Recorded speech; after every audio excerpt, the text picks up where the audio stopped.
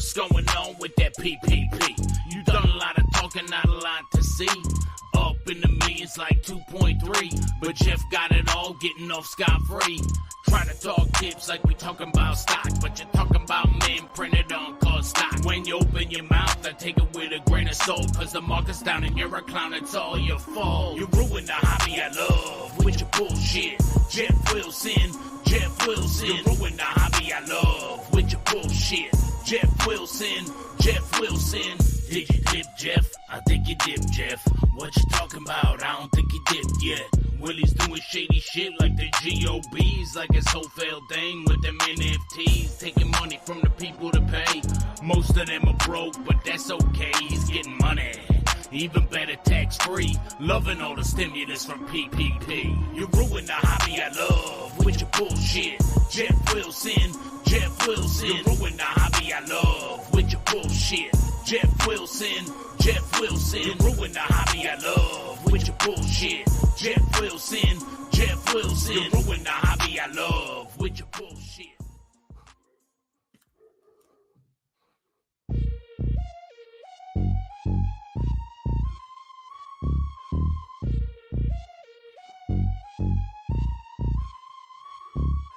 B-side on the beat.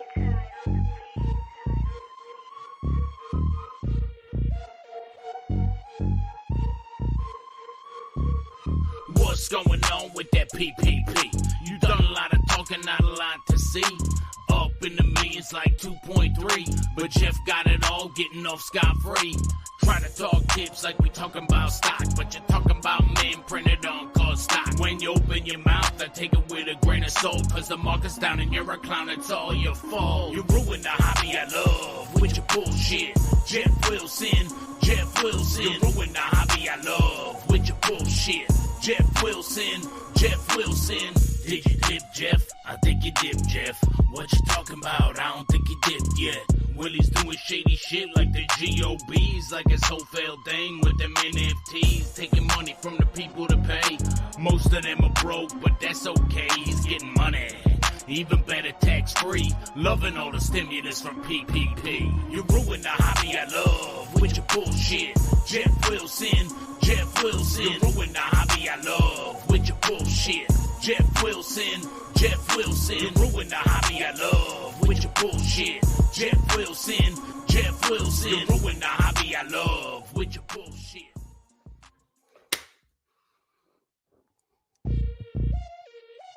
Whoop.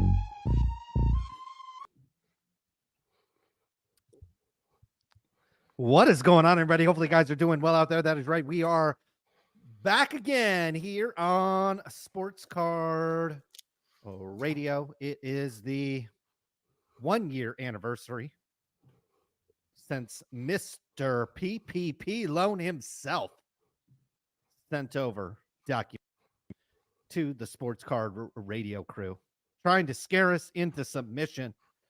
This would have worked on 99.99999% of the bloggers and the content creators out there in the sports card world. But from two thugs from the street of Stockton, takes a lot more than a 25 or 30 page document sent over by your attorneys to get us to shut up about your business. They are throwing them in jail left and right when it comes to PPP loans over in the great state of Atlanta. And if Geoff Wilson's skin pigment was just a little bit darker, we'd have to imagine he'd already be in jail. My guess is they'll eventually get around to throwing the white people in jail over in Atlanta. But it is the Deep South, and they take care of business the way they want to take care of business first and foremost. Tell you what, if I had $7 million in PPP loan, I probably would have bought myself a Rolls, a motorcycle, and a ring. Did just the ring cost $150? I'm assuming the ring was $150. I read this and I was very curious because I was like, man, if you got a custom pink Rolls, a motorcycle, and a ring, all for $150,000, I was like, that's kind of a good deal. She got hooked up. Maybe we should be hiring her for budgeting because that sounds like a hell of a deal. You got a Rolls, a motorcycle, and a ring for 150. But I'm The assuming custom paint job alone on this has got to be it's 20, 30, 40, 50,000. I don't know. absolute fire. Absolute fire.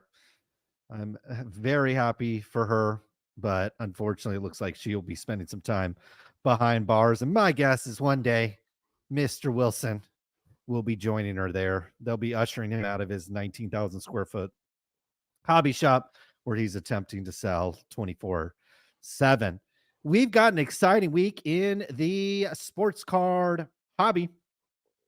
A lot of things going on, a lot of drama, a lot of people getting hot and heavy and heated over pictures of men.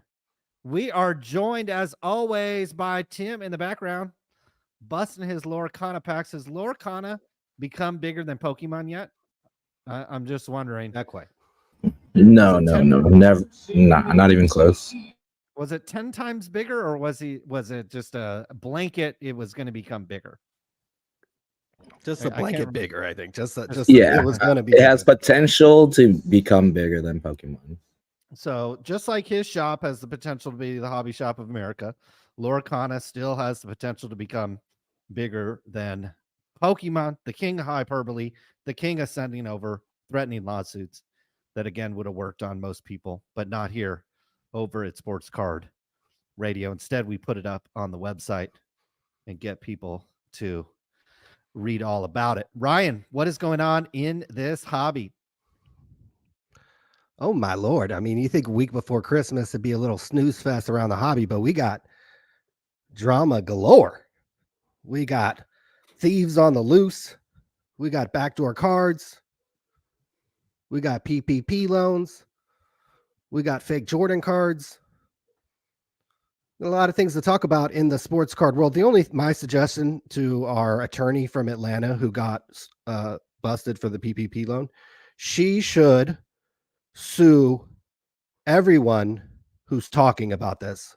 I think she should actually send us a lawsuit letter tomorrow and threaten to sue us, because that's exactly what another man from Atlanta, Georgia, who got a $2 million PPP loan and happened to spend, it's documented, he spent $2 million on sports cards, went on lavish vacations,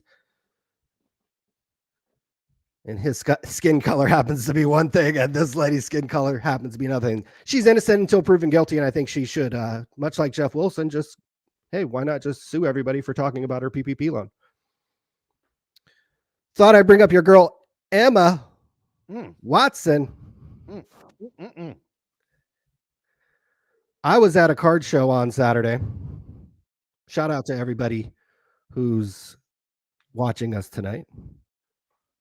William Dunlap is in the house. Rick Galves, Bob Boozle is in the house. Dan the Card Man. Will Greer, investor. Boy, I'm trying to catch up to you, buddy. And I made some purchases this weekend. We'll get into that. Kenny G is in the house. Wonder if that's the saxophone player. Eli Sanders, or I guess maybe our boy Kenny G,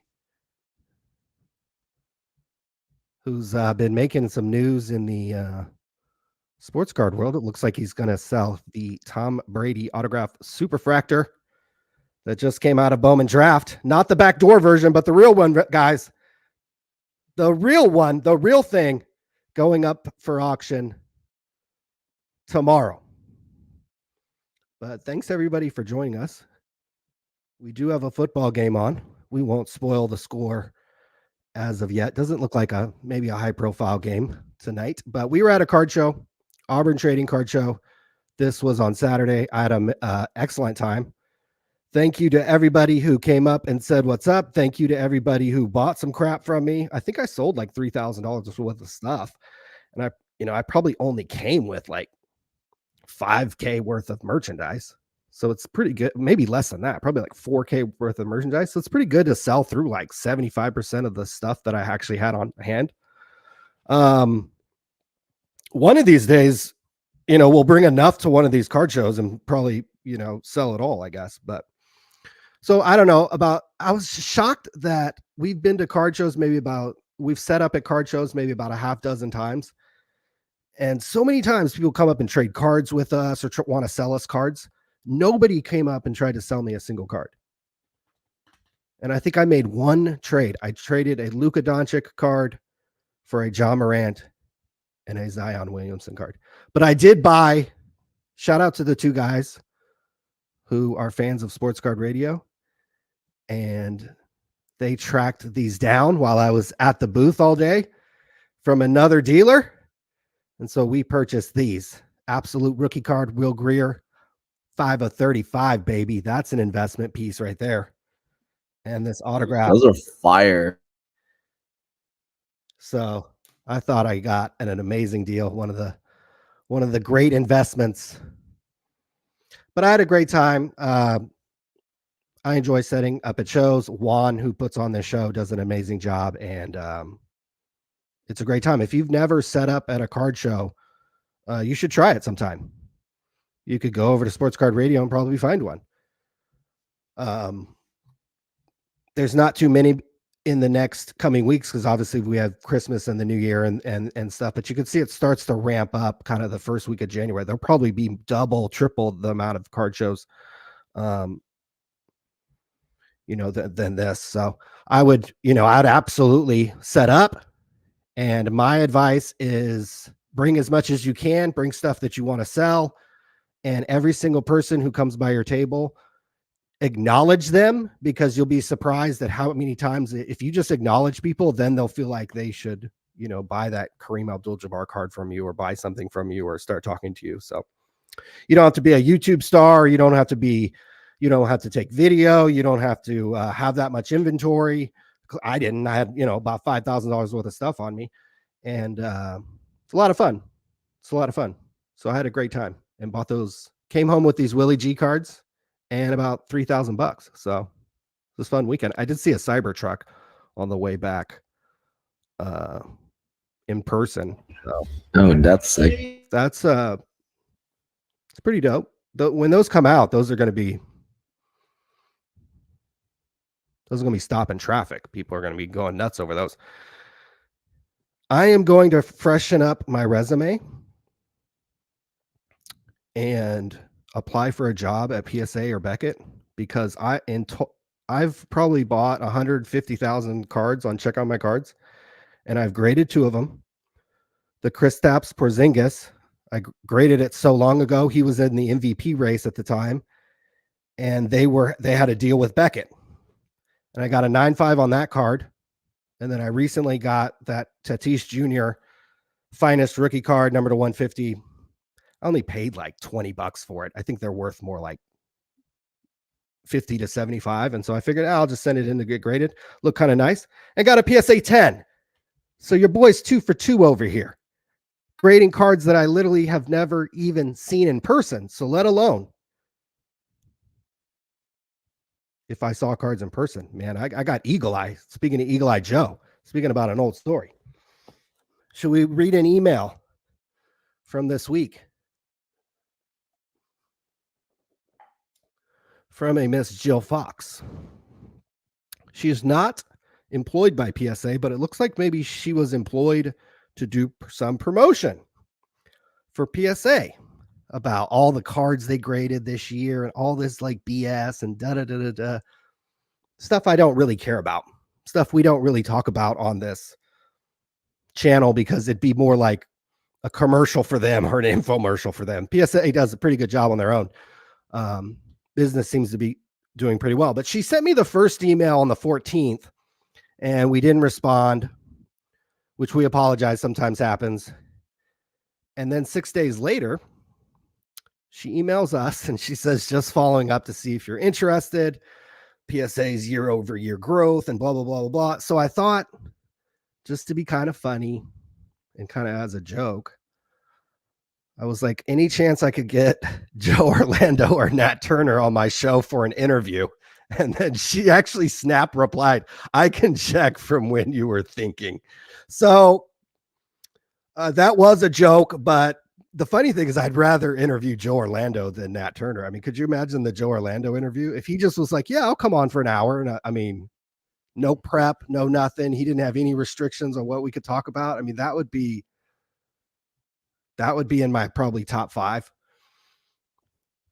Nat Turner, he does a lot of interviews. I don't grade cards. Or actually, I do. Excuse me. Yes, I do. I'm 2 for 2. But I usually don't grade cards. And so I would have to prepare way too much for a Nat Turner interview. I'm more familiar with the Joe Orlando PSA than I am the Nat Turner PSA. So the only reason why I'd want to interview Nat Turner maybe is to try to get him to like loosen up, maybe say a cuss word on camera. So I was joking about that, but if Joe Orlando or Nat Turner show up on the channel, then at least I'm putting in some work. Any thoughts on Joe Orlando or Nat Turner coming on the show? I mean, what's Joe Orlando up to these days?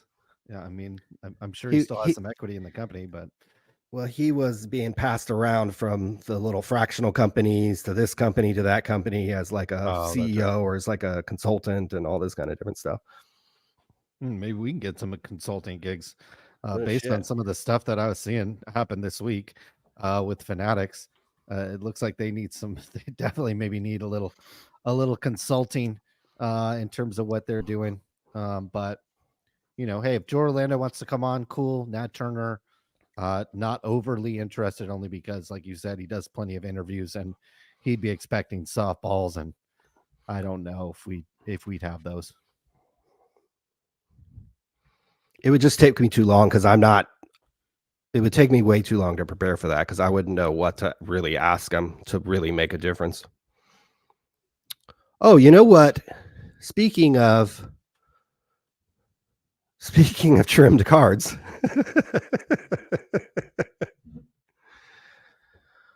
This, I don't know how old this article is. This is December 20th, but this is probably 2019. It's on our boy Evan Mathis, former NFL football player who has been accused of trimming cards. So much so that they even found him, buying a paper cutter on eBay. And then you'll remember recently, Evan Mathis came out with a TikTok video with a tutorial how to trim cards. Well, the reason why I put this junk on the website is that Adobe contacted us and they wanted to put a link on the website. And so they paid us to put the link on this link on the website. Wow. How much you charge Adobe? Not enough, probably. But wow. I thought that was pretty funny. That's awesome. Well, that's great. I'm glad. So the sponsorship, Fortune 50 money coming over to Sports Card Radio. It's fantastic. But nobody's looking to advertise on our 4-year-old videos. So I do love how this website's just the gift that keps on giving. Be like, oh yeah, you want to put a link on Evan Mathis's fucking page? Sure. But that's why I'm on Flippa right now looking for. I'm gonna be on a website buying spree over the next 12 months. It's usually like a gambling or crypto or CBD or something like that. But when it was like Adobe, I was like, okay, I don't care, whatever. All right. There you go. Let's get into some of the drama, and we'll work our way up to the main events. Jeff Wilson will be the main event, but we'll work our way up to the all the scandals and the backdoors and the thefts. And we'll start with this story though today about a Michael Jordan card that is fake. And, at first look at this, I mean, I'd probably be fooled unless I did more research. There's the back of it. But if you compare this card to a real one, has the Upper Deck logo right there. You'll notice it's a Bulls logo. There's some questions about the signature on the fake one. There's a serial number on that one. There's more text on the back of a real one. As you can see, there's less on the fake one. So this is kind of scary stuff if this is indeed a fake card. Maybe this is some backdoor card. But People are calling this into question. This is over on sportscardinfo.wordpress.com. And these are the type of things that are out there and that you got to be careful about. And that happen in the sports card world. But speaking of back doors, where's your girl? Speaking of back doors, Auburn 35 with a post today. Speaking of back doors, these 3 Kobe Bryants that are all one of ones. I'll show a better picture of them all in a second. Just wanted to flash his name for a sec. There appears to be at least 3 copies of this one of one Kobe Bryant. And there they are. So we used to have a saying on the podcast. We used to say, oh, mistakes happen. And this would be one of those, oh, mistakes happen kind of thing. In 2003, this is the LeBron James year. So I'd be a little worried that there are multiple rare cards of a LeBron James year product. But that'd be just me, I guess. But that's something to be wary of, obviously, guys.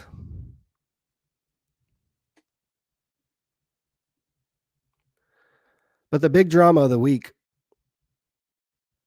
aside it from being the 1-year anniversary of Geoff Wilson threatening to sue us, and I'll have some thoughts on this. Because he literally sent us a letter with lies. He knowingly sent us a letter with lies, trying to get us to retract. Geoff Wilson can suck my PPP, period. 1 year ago today, he sent us a letter the week of Christmas, knowingly lying to us. That MFer can suck my PPP. Sorry for getting loose so early in the show. But the real drama of the week, something to really get fired up about, guys, is this tweet from the Cardinals way. St. Louis Cardinals nut, baby. Baseball season starting in 4 months. You may not watch baseball. I'm going to be sweating 120 Giants games and watch us win 72 games this year. But this one seller, DFW, this one seller on eBay had over 24 superfractors from the new 2023 Bowman Chrome Draft product, the one that had the Tom Brady cards in it. This product's been out like a week. Less. So there's quite literally no way one seller or one person could get this many superfractors. No way, period, full stop. Not backyard breaks, not the biggest group breaker. You couldn't open enough Bowman Chrome to pull this many superfractors and end up on this guy's eBay account.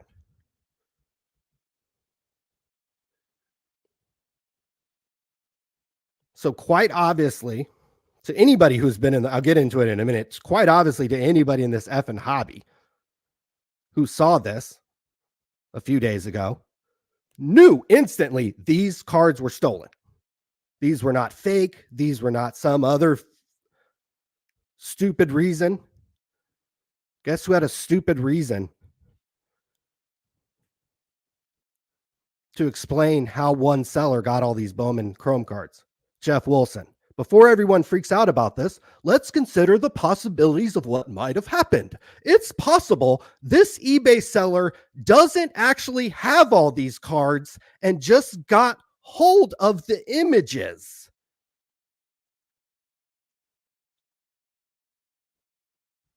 This is one of the leading content creators in the sports card space. He looked at this tweet and thought, oh, maybe they just got a hold of the images. To me, that would be actually harder than actually getting the cards themselves.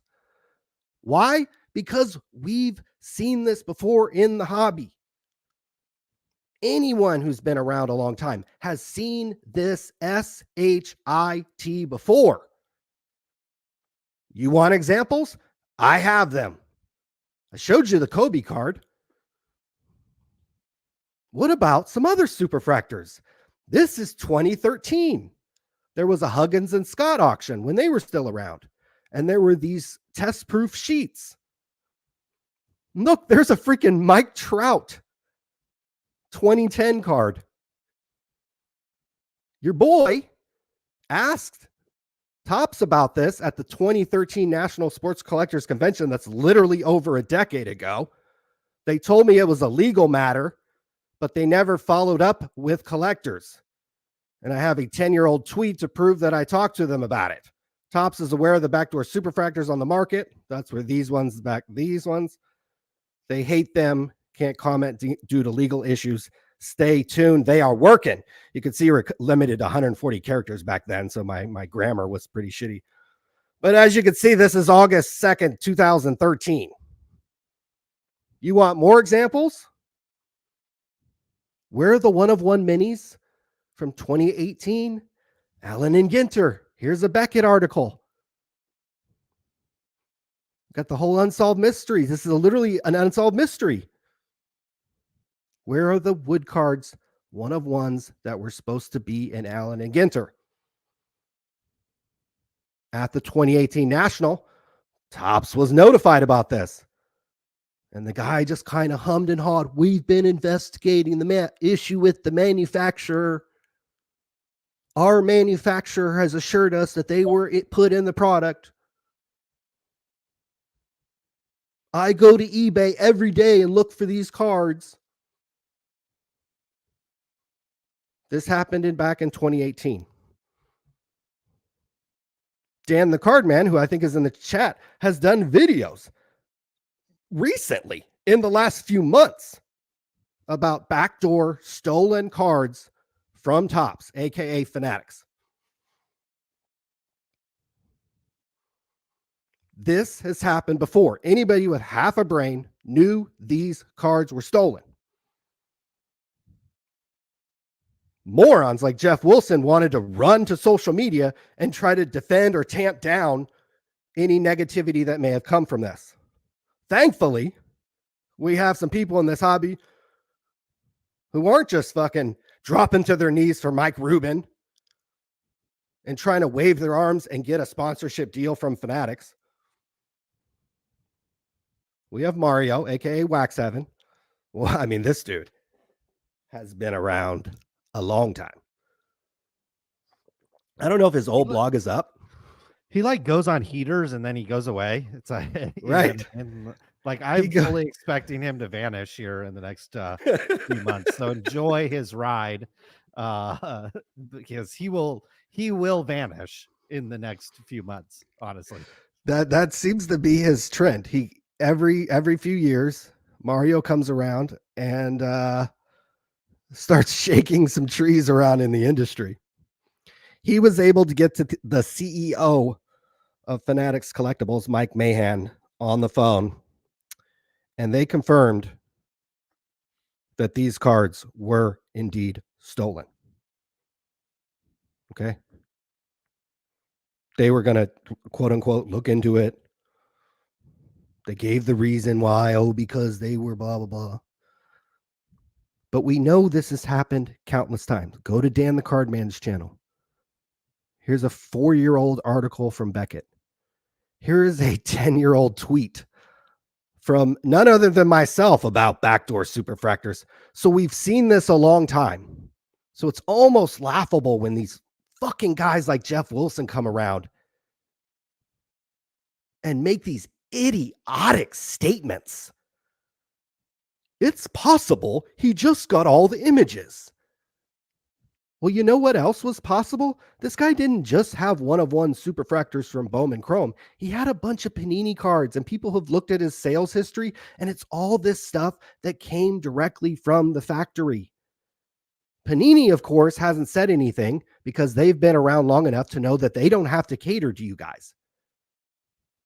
Fanatics is too stupid and haven't been around long enough to realize that they don't really have to say anything to you guys. Probably shouldn't. Panini learned that lesson after the Panini flawless game used event use scandal.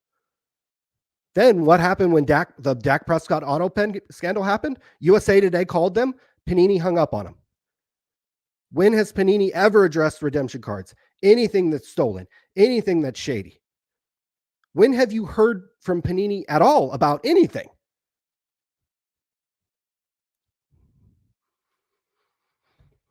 So at least Fanatics is new and green and hasn't stopped caring about you guys, that they're at least responding to you. I expect that to change in the next few years. At some point, these things will happen, and Fanatics isn't going to say anything to you because you're still going to buy the product. Still going to buy the product. Where else are you going to buy it?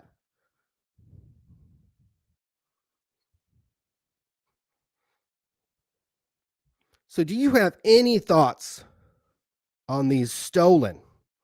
Now, we don't have any suspects.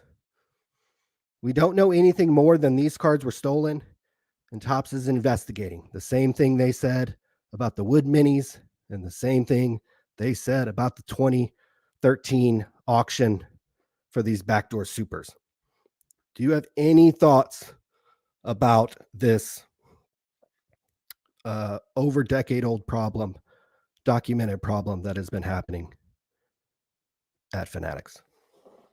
I mean, I think it supports our argument that we've always said, you should always be maybe like 2 or 3 years behind collecting some of this stuff, because with this Bowman draft product, it came out, it looked okay. This is a product that tends to sell pretty well. It kind of catches up on the prospects and some of the rookies that maybe didn't make it in Bowman Chrome, or maybe make it in before the next baseball season start. It's a cool product. And it had I think this is the same product with the Tom Brady's in it, I think. And Right. so, I'm assuming with Tom Brady cards selling, or that's not even a selling price, Tom Brady cards, like, this is a really expensive product. And so, we say it all the time, try to be like 2 years behind opening some of this stuff. If you're into opening cards, honestly, I think opening packs and opening cards is is kind of the, it's the sucker's money at this point. Like, it's like walking into the casino and playing playing roulette or one of these games that has the highest odds for the house. I just don't think the value's there. You have cards like this come out. I saw everybody celebrating this week. There was another Ohtani and Babe Ruth 101 redemption pulled out of a product. I would not celebrate until that card actually gets in your hand, because we've seen time and time again these manufacturers put out these really hot, and Ohtani has like what, $900 million. I don't know. I forgot how much he got paid, 700 million or whatever. I know he's deferring a lot of it, but he has a lot of reasons, and he'll probably have a lot of fun in LA. I don't know if he's a single guy, but he's going to have a lot of reasons not to sign these redemptions and get back to you on that one. We'd also have to check the authenticity on the Babe Ruth, since I believe Topps has been known to put fake Babe Ruth autograph cards in a product. Yep. So now we have a redemption card of Ohtani, who might be a little bit harder to get your hands on now that he's playing in LA and he's the highest athlete, I think, of all time. And also you have to check the authenticity of the Ruths and where the provenance and where those came from. And then obviously you have these backdoor cards, which has been a situation that has been going on in the hobby for as long as time.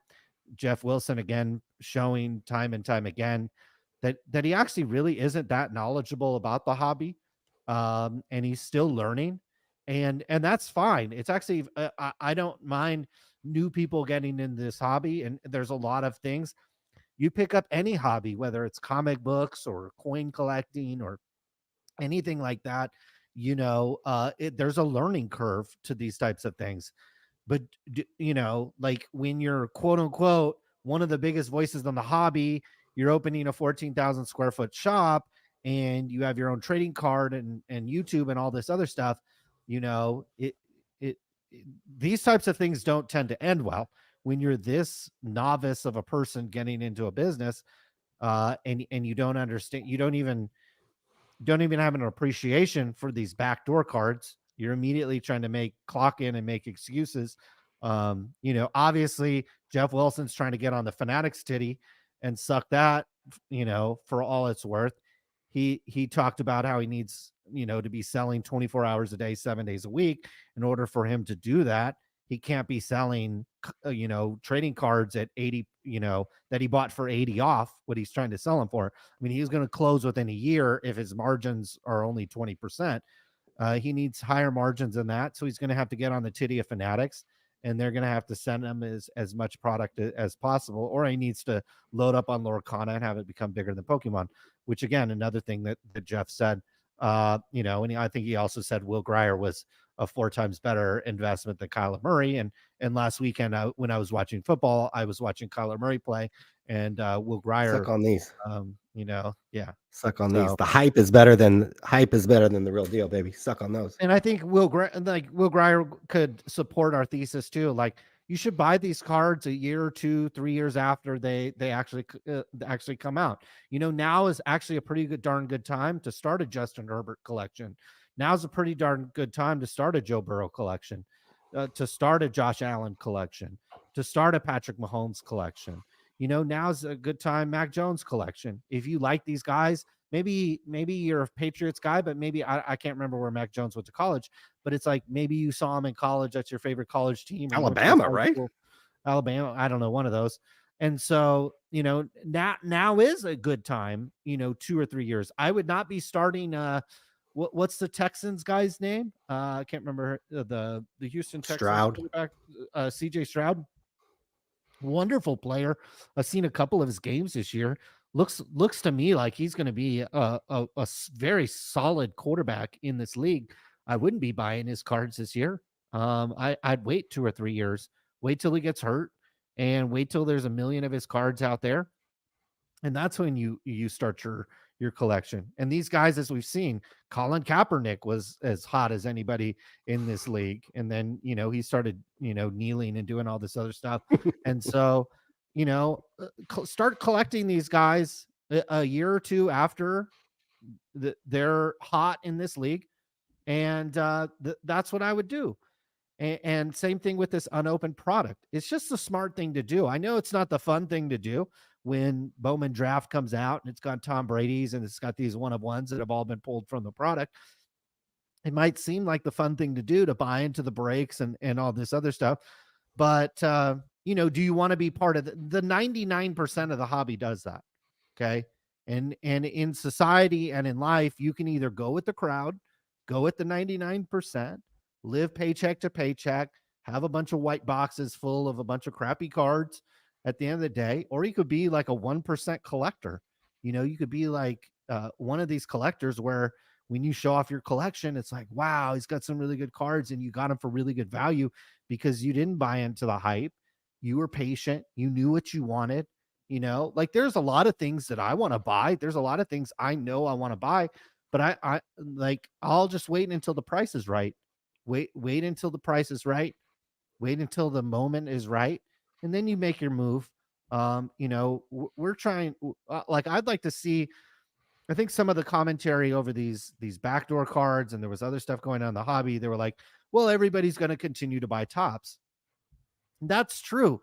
There's going to be plenty of people out there that continue to buy tops, but what we don't see are the people that completely fall out of the hobby. Okay. If you completely fall out of the hobby, we don't count you anymore in terms of the people that continue to buy tops. The people that continue to buy tops are the 99%. They're the paycheck to paycheck people, and they're going to buy this stuff no matter what. We're telling you, you don't have to be that person. You don't have to buy this stuff right when it comes out. You can make your own decisions. You can wait a year or 2. CJ Stroud's not going to go anywhere. And if his career arc is like every quarterback that we've really ever seen in the NFL, his card prices are going to go lower. And it doesn't matter if he wins a Super Bowl or goes to a Super Bowl or takes the Texans farther than they've been more recently as a team. It's not going to matter. They make so many of these cards, And then what the 99% will do is in 2 or 3 years, there's going to be another CJ Stroud. There's going to be another quarterback. It'll be the Manning kid, or it'll be one of these other quarterbacks that come out of Ohio Shador, State. baby. Shador, any of these other guys. Okay, there's going to be another quarterback, and they're looking every year. The quarterbacks look better and better. And I think I made this point on our last podcast. The backup quarterbacks are looking really good. Okay, teams are not falling apart now as their starting quarterback comes in. Look at the Browns. The Browns are like on their fourth quarterback. They're still looking good. I was watching the Minnesota Vikings last week. They're like on their fourth or fifth quarterback. Team still looks good. You know what I mean? And then you had the Eagles just a couple of years ago win a Super Bowl with, everybody was collecting. I don't even remember the starting quarterback name that everybody was. There's the number 2 pick that everybody was collecting. Like, I don't even know if he's in the league anymore. You know what I mean? So the backup QBs better and better every single year. And we're seeing, somebody mentioned in the chat, you got Brock Purdy. Brock Purdy might be the MVP of the league. And he was the last pick of the draft. So these quarterbacks are coming in time and time again. And it's not to say, hey, don't buy CJ Stroud, don't buy Purdy, don't buy Burrow, don't buy Herbert. Just wait until that time is right for you, and just give yourself some time to wait. Enjoy looking at the cards. You know what I mean? Like, I enjoy looking at the cards. I enjoy kind of shopping for the cards. It's not just cards. A lot of other hobbies that I have. I actually just like being on the US Mint website and looking at the coins. I was looking at guitars this week, being on like Fender and Martin guitars and just looking at the ones that cost a lot of money. And maybe like sometimes I'll watch YouTube videos about them and stuff. Like, get yourself in this hobby to that space and then just wait a couple of years. And man, you're going to be able to get some better value, and your collection's going to be a little more concise, but your money's going to go a long ways. And then also, you won't have to worry about these backdoored cards. You won't have to worry about some of this stuff that happens in the hobby on this new product. You can just kind of ignore it. Like, I saw this story come across and I was like, this is a big story. Like, this has happened so many damn times. This is it's likely somebody connected to the industry. This is how these guys get paid. These guys aren't making a lot of money. I think minimum wage in Texas is like $7 or something. And there's people, yeah, it's crazy. And so then there's people in Texas doing really well. And so this is how these people get ahead. They make these cards, and it's tempting and it's easy to get your hands on them. And then you're really brazen about it too. Like, he could have dripped these cards out into the hobby over a real long period of time, and he didn't do that. So, I would just ignore all this brand new card. The brand new card market, in my opinion, is just it's where the suckers go. It's just it's the fool's game. It's the stuff the fools are buying. And if you get wrapped up into it, I don't think you're gonna be a long-term collector and enjoy yourself for a long period of time in this hobby. The guys that I see with the best collections, man, they're buying stuff years after it kind of is hot and sexy to buy it, but they're buying the right stuff. And then over the long run, that stuff starts to look, it's obvious. Oh, I should have bought Jordan autographs when, he had 300, Jordan autographs were $300. And now, I don't think you can get a Jordan autograph for under $1,000. So no. I would just focus on what you like. It doesn't necessarily have to be valuable, but I really like Joe Burrow. I've bought maybe less than 5 Joe Burrow cards in my entire life, but it's someday I'll probably have a decent collection of his. But as we've seen in the NFL, man, these guys can go down and the team can still win. And so, in my opinion, and we're kind of bouncing around topics here, but that's what makes the NFL a great product right now is your top player can get injured and you can still watch the games, and your team actually still has a legitimate chance to do well. maybe even win a Super Bowl. You're going to need some luck, but could potentially win a Super Bowl. Other leagues and other sports are not like that. Once your top guy goes down, it's pretty much over. And then if you look at like a sport like baseball, man, you had Mike Trout and Ohtani on the same team, and that team couldn't even sniff a playoff, let alone any kind of World Series. So and that's why I think the NFL has the strongest product right now, is because it is truly a team game, and so many different things can happen. It's unpredictable. Whereas if LeBron James twists his ankle, you can pretty much guess the Lakers record over the next 20 games. They've been playing like ass the last couple games, so you can guess and LeBron's not playing tonight. So, I mean, yeah, okay. Probably a disaster. I don't even want to look at the score. That's the other thing is these in the NBA, the guys take they'll take a game off here or there. And so, or you'll be like Luka and you'll play your ass off the whole year. And by game 60, you're gassed. And you can see it in Luka's game. By the end of the year, he's got 3 nagging injuries and he's gassed. And the Mavs never can get over the hump because their best player is gassed. And so, to win, for the Mavs to win, they've got to sit him, and then it makes it an unwatchable product because the Mavs are pretty much unwatchable if he doesn't play. So, I think this backdoor stuff, it's going to keep happening. Don't think that Fanatics is somehow going to become like, great at stopping this type of theft. They might be slightly better at managing the quote unquote story when it comes out, but this was a nothing burger for me.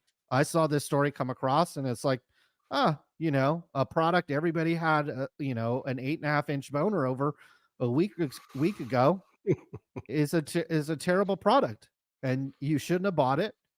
And that's the case with almost every product. Occasionally a product comes out and it goes straight up in the air, but boy, that's pretty rare.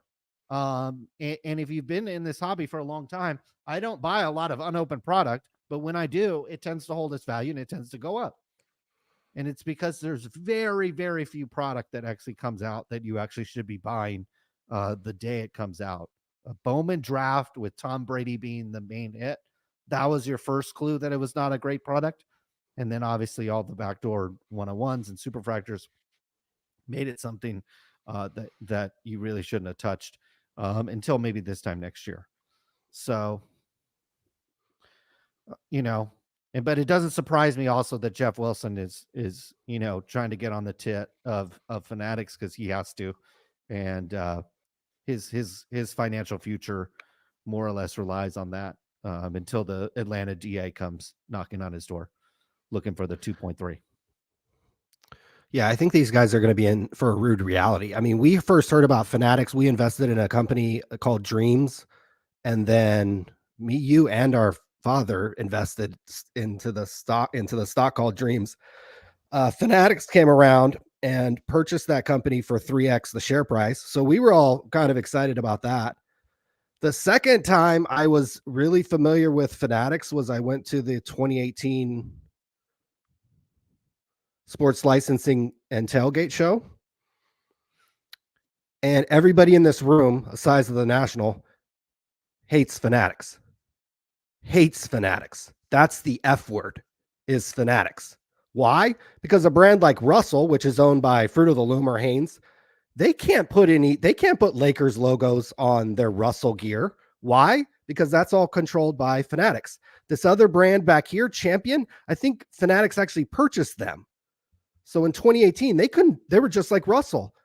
They're like a Target brand or like a Walmart brand or a discount brand. Everybody in this room hates Fanatics because this is the game you're playing in the licensed sports space. If you're trying to break in, if you're a small company, you might be able to make flags. You might be able to make these Beanie Babies looking things and put a University of Miami logo on it or put a college logo on it. Maybe get the MLB. That looks like a D-backs flag. That looks like an LSU flag. This is the type of crap you're selling. You might be able to be Thai Beanie Babies and get a license from the Las Vegas Knights and put that on a Beanie Baby, because Fanatics doesn't care about this stuff. But if it's a shirt, if it's a hat, if it's a jersey, if it's of anything of value, you are shut out. You could make these stupid cornhole things and put a Notre Dame logo on it because Fanatics doesn't care about this stuff. This is exactly what's going to happen in the sports card market. They're going to control everything. Any small brand is not going to be able to get any product from them or not going to be able to break into the industry. Nobody else is going to be able to make cards. We talked about CJ Stroud. Well, he's an autograph exclusive to Fanatics. They're going to sign everybody to an exclusive. Everybody. The Leafs, the Sage, the little 8th tier card companies, they're going to struggle to exist without coming up with new ideas. They're not going to be able to have prospect autographs anymore. You're going to see booths looking like this at the National because Fanatics is going to suck up everything. Then they'll probably hire their own group breakers. They'll open their own stores because they don't need you guys. They don't need you guys. And when a scandal pops out, they'll stop talking to you because they'll just control everything. I actually want to go to this. This is coming up again. I went in 2018. Fanatics was the F word in the whole entire room. It's on January 24th to 26th. I literally want to go, walk around the room and get people to interview, get people on the record. Why do they hate Fanatics? So that maybe some people in this industry will recognize what's about to happen. They're about to gobble up everything. And once they don't have a use for you anymore, group breakers, shop owners, distributors, collectors, they'll just throw you by the wayside. That's what's going to happen. And if you want to be breaking into this industry, you're going to be making Beanie Babies and cornhole games. That's the equivalent of where you're going to have to start in this industry. I think Geoff should actually show up to this and walk around. You guys who fucking want to fucking sit around, hey, we can applaud the business. We could applaud how Fanatics and Michael Rubin does business and kind of cutthroat. And hey, if I ran a business, I'd run it the same way and fuck everybody and run everybody over. Run all your competition over, gobble up everything. We 3X'd on an investment thanks to Michael Rubin and Fanatics. But if you want to go around and clock in for these companies like Panini and Fanatics, go to this. Go to the large. Fanatics is known for their sports apparel. Go to this, walk around and talk to these people. What do they think of Fanatics? What do they think about Mike Rubin? And that might totally change your perspective. Panini might be there. Here's the Panini booth there. They were giving away 2017, 2018 Revolution cards. I don't know if those were any good. I should have snatched all those up. Some other cards in there. Looks like maybe I should have just snatched up. Where did all those cards come from? Are those all a bunch of backdoor cards? There's an Aaron Judge card. Or no, that's not Aaron Judge. Are these all backdoor cards? This is the Panini booth at the... But I actually want to go to this. I actually should go back to this and just talk to people. You could see it's freaking huge. It's packed. This thing's like the size of the National. And you could see if you want to break into the sports apparel business or licensed sports apparel business, you've got to be making bed sheets and pillows and stuff that Fanatics doesn't care about. So when Fanatics stops caring about you, shop owners, breakers, distributors, you're going to be selling Beanie Babies and cornhole games. It's going to happen. They're going to get tired of people with single-digit views in the Fanatics Live app. They're going to hire their own breakers, or they're going to automate this. For some reason, we have 484 people watching. That's like as many as like 20 of these people. The top person has 113. DA Card World, one of the biggest hobby good old boys of all time. They're going to get tired of this. This isn't going to pay. This doesn't pay the bills. This isn't going to pay the servers and all these. We learned from Card Shop Live how expensive supposedly these sites are to set up. This isn't going to pay the bills. Dude Perfect isn't going to come around and boost the site and pay the bills. They're going to hire their own breakers or automate the process. They're going to create their own card shops. When scandals pop off, they're going to hang up the phone like Panini did for the Dak Prescott thing and all their redemptions they owe you. It's going to happen. So be careful if you're over here on X or Twitter or Instagram sucking the little titty of Mike Rubin and Fanatics, because these statements, they're going to come back to bite you in a few years. And if you want some perspective, usually you can get it. I got on free to this. I think it usually costs money to get into this thing, but I don't know if you're media, you can just email these guys. They'll give you a free pass. I was living in Las Vegas at the time. This was like 2018 when I went. And Fanatics wasn't any part of the sports card world at that point. Fanatics was not around. And I remember walking around this building, be like, damn, everybody hates Fanatics here. And I remember the second thing I thought is, yeah, someday they're going to come around and fucking scoop up all this card shit. And they did. And this is what some of the booths will look like at the National at some point. Your breakers booth will have flags and beanie babies, because they're going to kick all you guys out. Eventually, they're not going to need you. They're looking at the streams and the viewership over here on Fanatics Live, and half these group breakers have a team of shill bidders shill bidding up these auctions. So somebody might have 46 people in the room, and 8 of them are fucking shill bidders for him.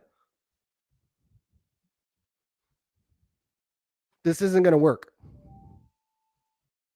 Fanatics is still in the honeymoon phase. They'll still respond to you, but we got big problems in the next 2, 3, 4 years. Unless they give out a whole bunch of PPP money again, or we get some kind of roaring economy. There's not going to be a single player that's going to come around and drive the business.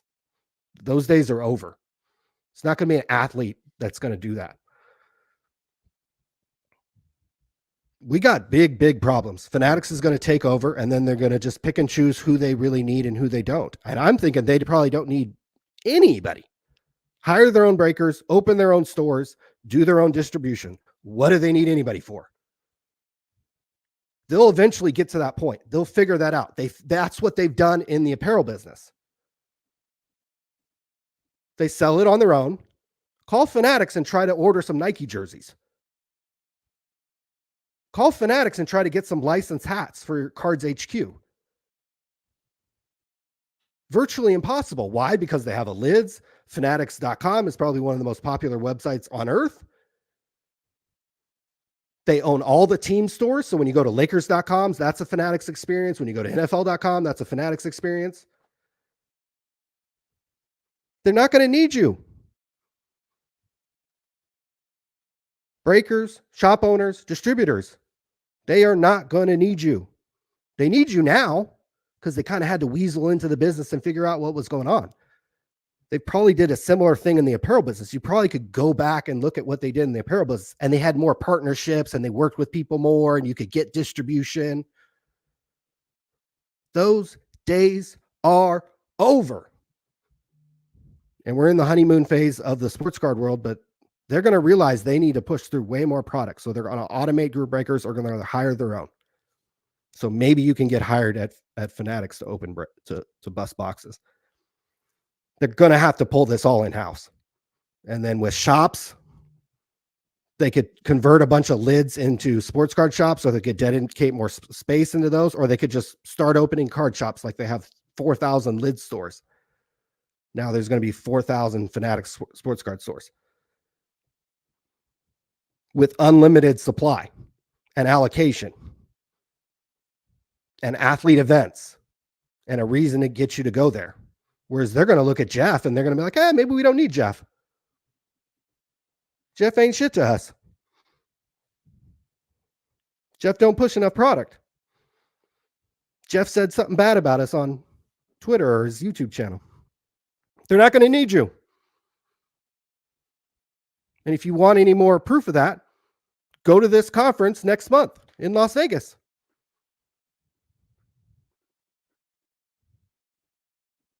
And they're going to, virtually every booth is going to be like, yeah, F Fanatics, F Mike Rubin. There's going to have panel discussions. And I remember sitting at one of the panels in 2018, and the guy, he hated Fanatics so much, he didn't even want to say their name. So he kept calling them the elephant in the room.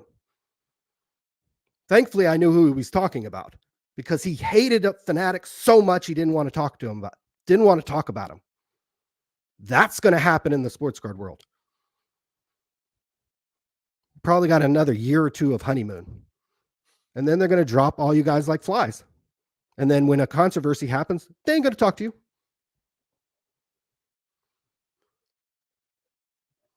So this is the glory days of sports cards.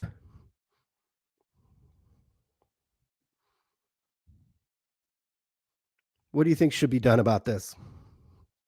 I mean, I don't know. I look at that Fanatics live thing and it's like, man, so I don't know if there's like multiple, like if there's just one person manning these streams, but it's like, man, how do you got like 35 people in the room and you got like 4 guys on the thumbnail? You know what I mean? Like to me, it's just like when a business model doesn't make sense, you know that its days are over. You know what I mean? Like I was like past couple of years, I've been watching like watch stuff on YouTube, and it's like guys just like buying Rolexes and flipping them or whatever, and they got fancy cars and they got helicopters and they're doing all this stuff, and everybody in the comment is like, what is going on? They're like, how is this happening? How do you have 3 full-time videographers? How do you have a giant store in Beverly Hills? How do you like drive Lambos and Ferraris? You know what I mean? Like, it doesn't make any sense. And like you said, eventually the hammer is going to come down, and they're not going to need most of these people. Maybe there'll be a chosen one or two, but it's not like that you're going to make a lot of money. I don't think you're going to make a lot of money breaking this stuff. And I just don't get it. I don't get this. I don't get how you could have like 15 people in your how can you have 15 people in your room? You know what I mean? Clearly your product is not resonating. You know what I mean? Like clearly it's not resonating. Clearly some changes need to be made. It's going to be hard to make those changes. There's just more and more people. I saw that they hired or they got, what was it? Perfect or whatever. Like, and I think you said that they got like 1,000 people. Like, how many people are in Dude Perfect? Like, isn't there like 5 of them? You know what I mean? So it's like, so you got a quote top influencer, okay, where there's like, we'll just say there's 5 of them, okay? Yep. And you got 1,000 people in the room. That's like 200 people. Like, I don't know how big these guys are. Is if they could only how can they only draw 200 people each into a live stream though? You see, because people want them to take trick shots and they don't want to watch these guys break cards. They have 60 million subscribers. They want to see them do, but I mean, zombie battles. I'll be honest, I'm not okay. Like they have 60 million subscribers. I'm not gonna. That's a lot, and they're getting 4 or 5 million views of video. But that's not like that in the world of YouTube. These guys look like, to me, they used to be popular. You see what I'm saying? Like if you have 60 million subs and you're only getting 10% conversion to watch, not even that. I mean, their latest videos have 4 million. That's not even 10% of their subs watching. That's actually not that good. That's actually showing me that their content is actually not resonating with people. You should have way higher viewership. If your content is popping, look at Sports Card Radio. How many subs do we have? I don't know, 20,000. And how many views does an average video get? I don't know. 15, 20,000, right? So we almost get 100%, almost 100% of the subscriber count converts to watching a video. Dude Perfect is only getting 10% of people that have subbed to the channel to actually watch their videos. These guys are over with. And then if you're telling me 5 guys, we have 3 people here, and we're pulling in over 100 people each to a video. These guys barely got 200. This is again a sign that Fanatics has thrown. They have like a 25-year-old person running marketing, and if you're 25, it's like, let's go find an influencer, and this will solve all our marketing problems. That shows to me that, oh my God, this company is going to have bigger problems. If that's their marketing at the end of the year, this is like a key time to market your business and market your products. Let's go find a tired YouTubers, throw them a couple of bucks, and then have them draw just 1,000 people. That is nothing. That is nothing. A top YouTuber should bring tens of thousands of people. Okay. Look at the guy that did the Cybertruck. There was the black dude that did the Cybertruck review. Like he did a Cybertruck review video, and it became like a top 10 video on all of YouTube. Like that moves the needle. You know what I mean? Like that moves the needle. Okay. And I know like we're splitting hairs a little bit, but when you have 60 million subs and you're getting 4 million views, your channel's actually failing. That's actually, Wow. your channel, your content is failing. Okay. I don't know that YouTube. I honestly don't. I mean, I can look at, if he had 60 million subs and he had 10,000 views, then I'd be like, yeah, but I don't know how the ratios work as you start, getting up scale like this. I do know that, look, I could even pull up a Jeff Wilson tweet. I don't have it on here, but I could pull up a Jeff Wilson tweet defending, them using Dude Perfect. I think a lot of people use, oh, well, kids will watch this. Well, I actually watched the live stream that Dude Perfect did on Fanatics Live. Did you guys know that one of those mystery boxes sold for like $5,000? How many kids could actually afford that? And I don't know if that's how we're going to introduce people to this hobby, is putting Dude Perfect on a live stream and have their box. Actually, it was shill bid up to 5,000 because they later had to, it didn't get paid for, and they later had to sell it at a buy it now for 1,500. But even at 1,500, they never opened a sports card product either. By the way, they broke on Fanatics Live, and they never broke a sports card product. I don't get this. We have to market the brand to children either. You know what I mean? Like, does that make me feel good if I'm out there spending $1,500 on products, $300 a night on breaks? The fact that we're advertising and promoting this product to children, does that make me feel really good about my purchase? This is what's showing me that Fanatics has a branding problem. Okay. They get Dude Perfect. I don't know if that's to market to kids. I don't know what they're doing there. And then they get them on Fanatics Live, and they're, like you said, they're opening mystery boxes full of Apple iPads or whatever. Like, it doesn't make sense. What they're doing, it doesn't make any sense. And if we think about the positioning of a brand, we can go down the line, guys. You can look at Starbucks. How does Starbucks market? How does Nike market themselves? How does Louis Vuitton market themselves? How does Rolex position themselves? How does brands all the way down the line position themselves? Almost no brand that is trying to sell $1,000, $2,000, $3,000 product, which sports cards is routinely trying to do.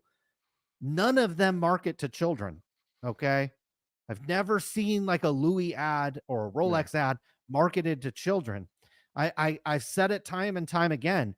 We should be positioning sports cards as a luxury, discretionary item, like a Mercedes G-Wagon, like a Rolex watch, like a Louis Vuitton handbag.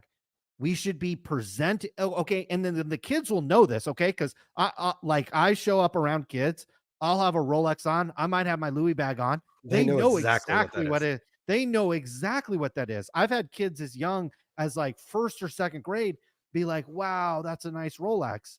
Like I'm opening up their milk or their bag of chips, and they're like, wow, look at that Rolex. That's amazing. My dad has one or whatever.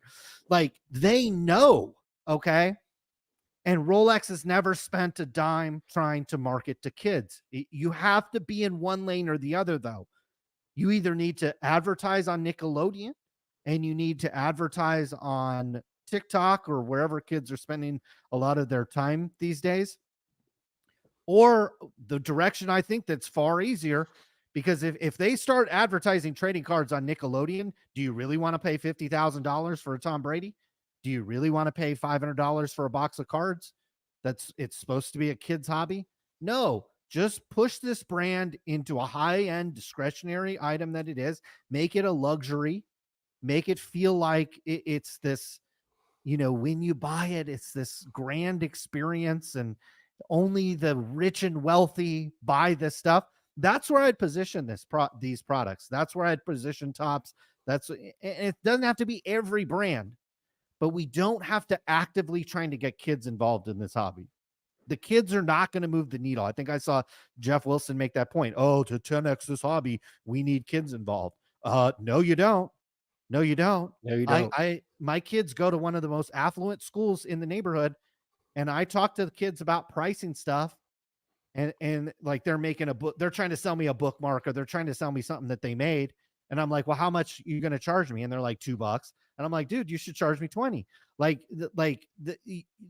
It's just, it doesn't make any sense to market this brand and these products and the way most of them are being opened in some kind of room, a live stream.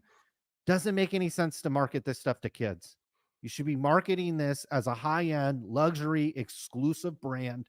That's how I'd market it. The fact that they went to Dude Perfect and they're going that route just shows me this company is like a fish out of water when it comes to trying to market the brand. They have no idea where they're positioning this. And that would be very scary to me if I was trying to make my living on this.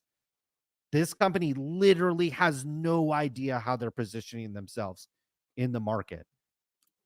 They're going to they have a live stream product that's very expensive, very discretionary, and they're trying to market it to kids. I don't even think Dude Perfect's content is for kids.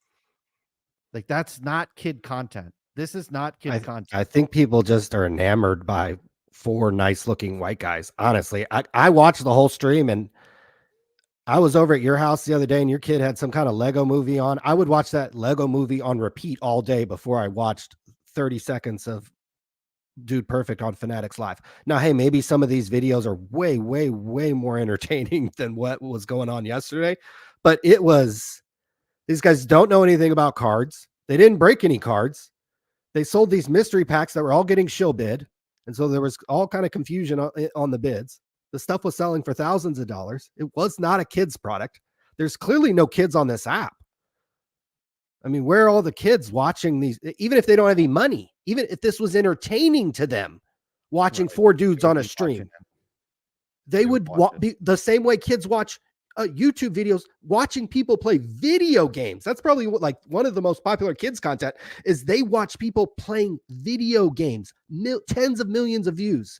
So if this stuff was popular to watch, these fucking stupid breaks, these were popular, these numbers would be way bigger, even if there weren't people buying in. A lot of these people have to give away thousands of dollars per stream just to get 28 people in the room. Fanatics is going to look at this after about probably another year, 6 months to a year, and be like, this isn't going to work. We need to automate this. We need to hire our own breakers. I think those are the 2 solutions I can come up with. This isn't going to work. This is a loser.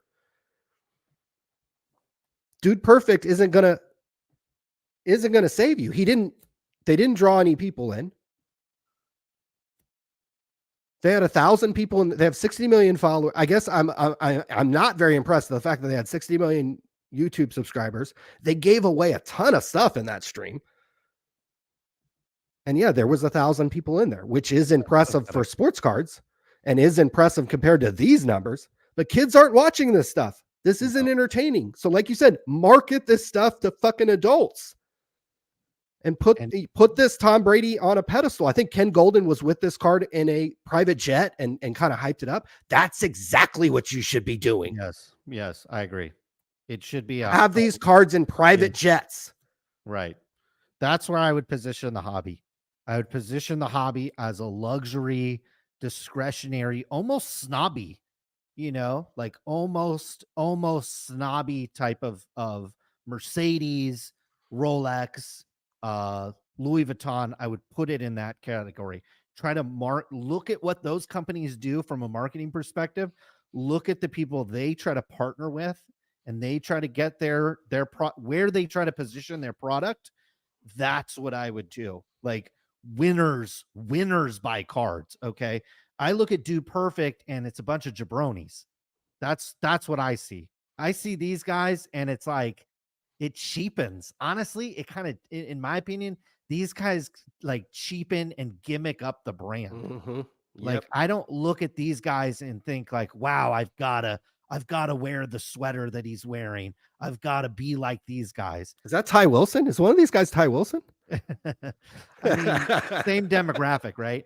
I just don't, it's just not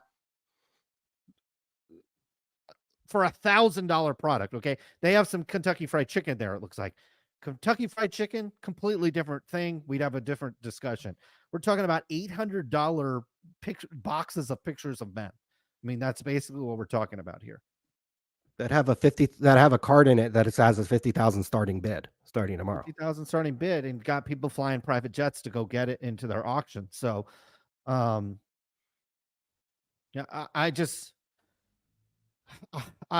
I'm confused where Fanatics is trying to take their brand. They're clearly confused. They have some, bachelors of marketing people that I'm sure they've hired. These people probably went to semi-decent schools, but they literally have no idea how to position a brand. Literally no idea what they're doing. So they're positioning it like Russell and Champion a little bit. Like Dude Perfect seems like Russell and Champion kind of guys. Whereas they need, like you said, they need to move more like Rolex, private jets. I mean, if you're going to charge this amount of money for these products, like how much is a PS5? Like a PS5 is like $500, $500-$600. I bought one about a year ago. I don't know if this is the brand. Again, I don't buy this stuff, so I have no idea. But $559. So it's either a PS5 with probably a game and a controller or a Bowman draft box, where one of the best cards was already hit. And so a lot of the cards were, or at least we have versions of the best cards backdoored. I mean, it's just not it's how much do they really care about these products that this type of stuff can even happen? They got a long way to go, but they're going to have to move probably much faster than they even had to anticipate. Because remember, they bought this company at the top. They bought Tops at, well, not at the top, but they got into the licenses and the game at the very top. The amount of money that Fanatics has to owe the league and owe Tom Brady and owe CJ Stroud and all the exclusives they're going to have to sign. They're going to have to push through way more of this product. I know there's Whatnot, and I know this is not the only place to do breaks, and I know that they don't have an Android app yet. But if there were kids who were actually into this stuff, these numbers would be massive. If it was actually fun to watch one of these streams, the only stream I want to click on is this young lady right here, to be perfectly fucking honest. And there was actually a girl who was doing a stream while Dude Perfect was on. She had 20 people. She probably had 18 people in the room. She had 2 blaster boxes up for auction that were selling for $3 to $5 each. But at least she was vaping. She was talking about her life, and it was far more interesting. All the marketing money that they spent on Dude Perfect, I would have profiled all these breakers. We need to get to know who these people are. Why should I click on this and watch? Aside from if I want to degen and gamble off some money. You need people watching this stuff. You need this stuff to be entertaining. 8-hour breaks are not entertaining. Not entertaining at all. Only for the people who have a sweat and only for the people who are involved in the gambling version. Filth Bomb Breaks. I thought this was like one of the biggest group breakers. He's got 35 people in the room. He better be streaming that somewhere else, like on Twitch or somewhere else, on Whatnot or somewhere. Bunch of these people are doing a bunch of giveaways to get people giveaways every hour, gilded giveaway, free teams. I mean, they're giving stuff away and they can't even get people to buy into this stuff. This is all going to change in about a year. They're going to make drastic changes. They're going to stop communicating to the public because they'll have all the exclusives. They'll have all the athletes. They'll have a way to sell this stuff. People will still buy this stuff. People are comfortable going on to DA Card World and Blowout buying this stuff. They'll certainly be comfortable going over to Fanatics. And if they automate it, I don't want to hear about conflicts of interest or is it rigged or not. Guys, you people already buy from these effing jokers.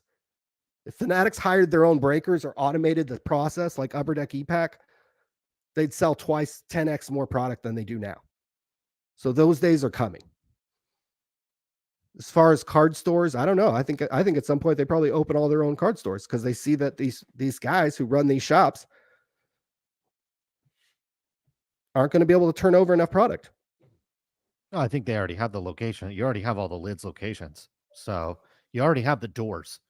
And you know, I've been in the lids recently and they have plenty of room. They have plenty of room to expand these things. So they have plenty of floor space where they can carve out some and they already had cards in there. It wasn't like they didn't have cards, but it's something if they wanted to expand it and make it more, they certainly could. It's a great way to drive foot traffic as well, and an upsell. You go in there and you buy I don't know if you're going in there buying a $500 box of Bowman and then you're going to buy a hat as well, but certainly something you could do. So yeah, I don't. I think these days are numbered. I think there's too many people that are doing it. The business needs to consolidate. This reminds me a lot of like the watch game collapsed. Was like one of the first things to collapse after the COVID money started drying up. And to me, this is the next thing. Cards, I feel like, are probably 6 months behind it. But this feels really, really frothy still to me. You have all these people, 30 people in the room. Doesn't make any sense. I don't know. It doesn't make sense to me. Doesn't make sense. And then we have to start a website called Lonely Fans. lonely fan breaks. Lonely breakers. If we started our own OnlyFans, I think that's the future of breaking. That's the only sustainable model. Yeah, I mean, I think they can find a way to get females involved. Yeah, one way or the other. I mean, yeah, I think that's what ultimately will happen is it'll consolidate around the right personalities and the right people. They'll get the most product and they'll sell the most. They won't make a lot of money, but they will be the ones breaking and attracting the eyeballs. This everywhere, everybody's selling attitude. This has like an eBay seller feel to me. And it just, doesn't seem like a great business model to me, but what do I know? We should probably ask Geoff since he seems like he has it all figured out. Can we get to Geoff? Can we? Yeah, we'll get to the 1 year anniversary of Geoff. Can I? Let's take a look at some of these. Can I get indulged in? Because I do. This Hank Aaron signed card PSA 1 Auto 8. You can see it trails off a little bit. I sold a Hank Aaron that I bought a long time ago for like $40 at the card show. So I was thinking about getting it replaced with maybe a nicer one. That's maybe a little. I wanted to look at this Willie. Okay. Oh yeah, I got outbid. This is a PSA 4 autograph 9. It's at $549. Oh man, that's so nice. Cards off center. You can see the cards pretty off center. I wish it was like centered up a little bit. Damn, that's a tough one there. Okay. This Kim K. We looked at this. This is the exact same card that we looked at a couple weeks ago. It looks like it didn't get paid for or something happened, or maybe they relisted it.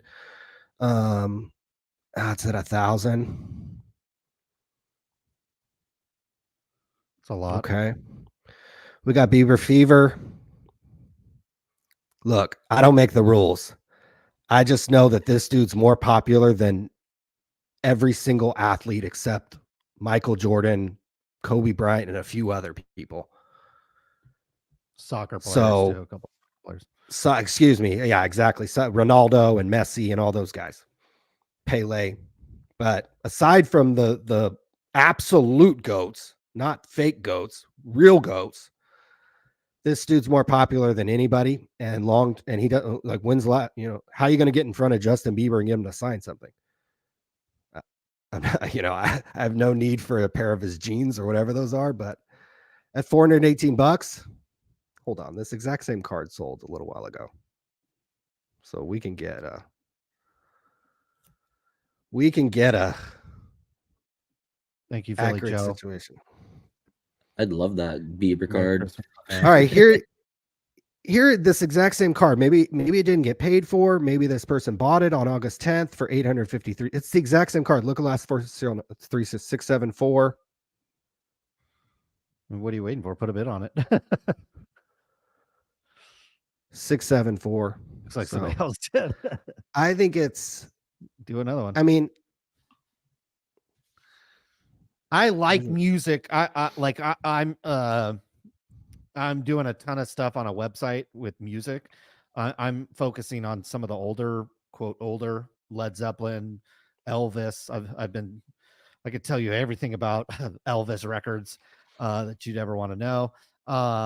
Music is just, you just carry music with you for your whole life. You remember the people that you grew up watching. So the Justin Bieber fan, this is why I like Justin Bieber. I think you can make the argument for Justin Bieber. You can make the argument for like maybe Kim K, but certainly like Bieber, Taylor Swift, all the artists that are super popular right now. What's going to happen in 10, 15, 20 years when all the people that grew up listening to him, they're going to come into their money. Okay. Right now, a lot of the Bieber fans, they might have a little bit of money, but they're trying to pay off their student loans. They're trying to get their first car. They're trying to get their house. They're trying to fix up their house. But at some point, their mom and dad's going to die and leave them a fat bag, or they're going to get that cool job and they're going to get a huge bag. And then what are they going to do? Because I was looking at like Nirvana memorabilia, and it was like 10 years ago. 10 years ago, you could have got a band signed photo for like $300. That exact same photo is like 15 racks now, because that generation has gotten into their bag. You know what I mean? And so like the Olivia Rodrigos, the Justin Biebers, the Taylor Swifts, there's probably a lot of hip hop, like the Travis Scotts and stuff. Although I would probably aim more towards kind of like poppy kind of music. Like these guys' stuff is going to be worth so much money because they're going to make they make so much money touring. They don't need to sign. They don't need to really do anything. they don't need to do this. Yeah. This they is don't have to do this. 2012. This is a 20. Yeah. I remember when this product came out. This is 2012. So I like this stuff as kind of a longer term, like a longer term play, because it's like, musicians are known for like doing some crazy stuff. And unless you go really off the rails, your stuff can still be worth a lot. I've seen some stuff from like even like Vanilla Ice, who was like super popular, still is really popular. But then kind of like, like almost was kind of cheesy there for like a decade or two, maybe even longer than that. But now you like look at some Vanilla Ice stuff, and Vanilla Ice stuff actually sells because, again, the generation that grew up like with Vanilla Ice now look back much more fondly on him than anybody, and they have money.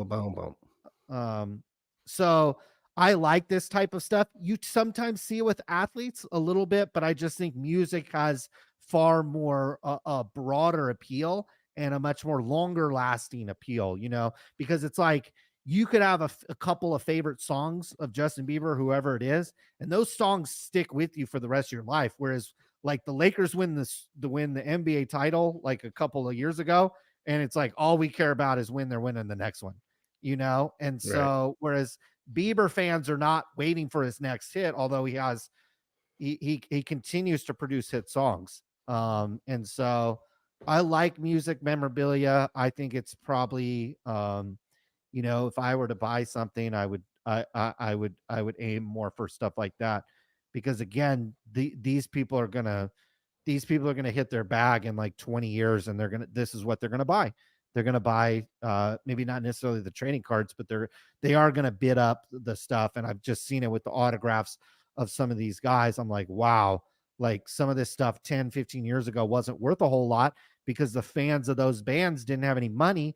Now Nirvana fans have hella money, and Pearl Jam fans, and I'm seeing concert posters. I'm doing a lot of research across the board, a wide spectrum of memorabilia, and you're just seeing strong prices on vinyl, strong prices on posters, obviously signed stuff. You're seeing strong prices on even like reissued vinyl. You're seeing like remastered vinyl, like sealed remastered Soundgarden vinyls going for like $300. Hell of money. It's like, damn, like, so it's Hell a of great money. market. It's cool. And again, I mean, I might show up at a Justin Bieber concert because the merchandise there is probably spectacular, but, but Josh Giddey will probably be there too. sure. Yeah, probably. No, he'll be busy. He already has his, My bad. Yeah. has it lined up. But there we go. That's just my take, I guess. Do we have something else? I am off work, but I would like to wrap this up in the next 30 probably. It is the 1-year anniversary of the lawsuit sent over to Sports Card Radio. Threatened lawsuit, not an actual lawsuit as we've seen 12 months later. That Jeffrey Wilson sent over to none other than Sports Card Radio. And we were so scared and so threatened that we published it on our own website. Now, 12 months have passed, and what we have found is that document was built on lies. I want to repeat something I said at the beginning of the show. 1 year ago, the week of Christmas, Geoff Wilson decided to knowingly lie and send a letter to Sports Card Radio to try to get us to stop talking about his government-issued PPP loan. Which is why I suggested that our homie girl who got caught up in some drama with her pink rolly roll should sue everybody for talking about that if she wants to take the Geoff Wilson approach.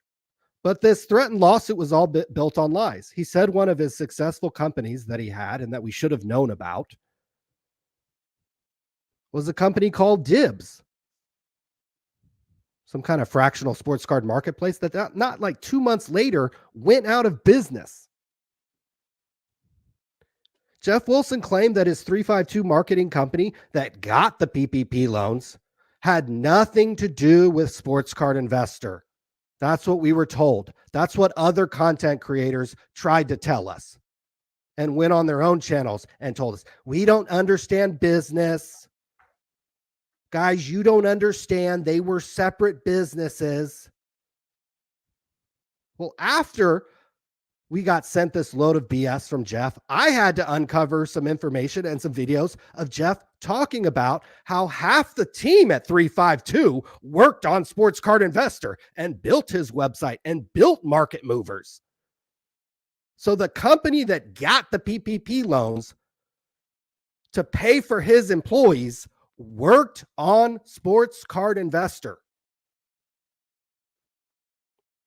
You could maybe surmise that government money was used to build Sports Card Investor and Market Movers.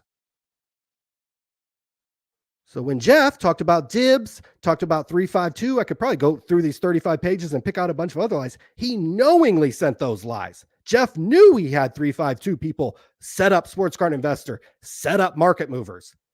Geoff knew Dibs was in financial trouble. And if he didn't, he should have known. This guy is willing to send over a 35-page document where he knowingly lied. Knowingly lied. Now, maybe you're not fired up about that because he didn't send that to you, but you should get fired up that a year later, he's still over here trying to suckle the fucking teat of a multi-billion-dollar company in Fanatics as they try to figure out some kind of offshoot business. This guy is a complete fucking moron. He should learn how to shut the fuck up. You don't have to comment on every story. You don't have to run to social media and get out in front of everything. You could wait for the story to develop. You could have decades into the hobby so that when you saw a tweet like this, you instantly knew these cards were stolen because it's happened before, because it happened in 2013. It happened in 2018. You could watch Dan the Cardman videos from this year where it's happening. Guys who are gangsters and OGs in this hobby can talk about it happening in the 90s, in the 80s.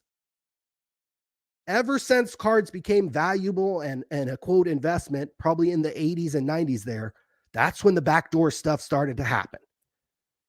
You had the Fleer bankruptcy where there was all kind of sheets and all kind of crap that flew out from that. This is very, very common for this to happen. This seller was so stupid to put all these on at once that he got caught. DA Card World has been one of the biggest beneficiaries of backdoor deals. This guy's gotten hockey cards from Upper Deck. This guy's gotten football cards from Donruss and Upper Deck. This guy's gotten countless backdoor homie hookup deals. This happens all the freaking time. And eventually, Fanatics will stop commenting about it.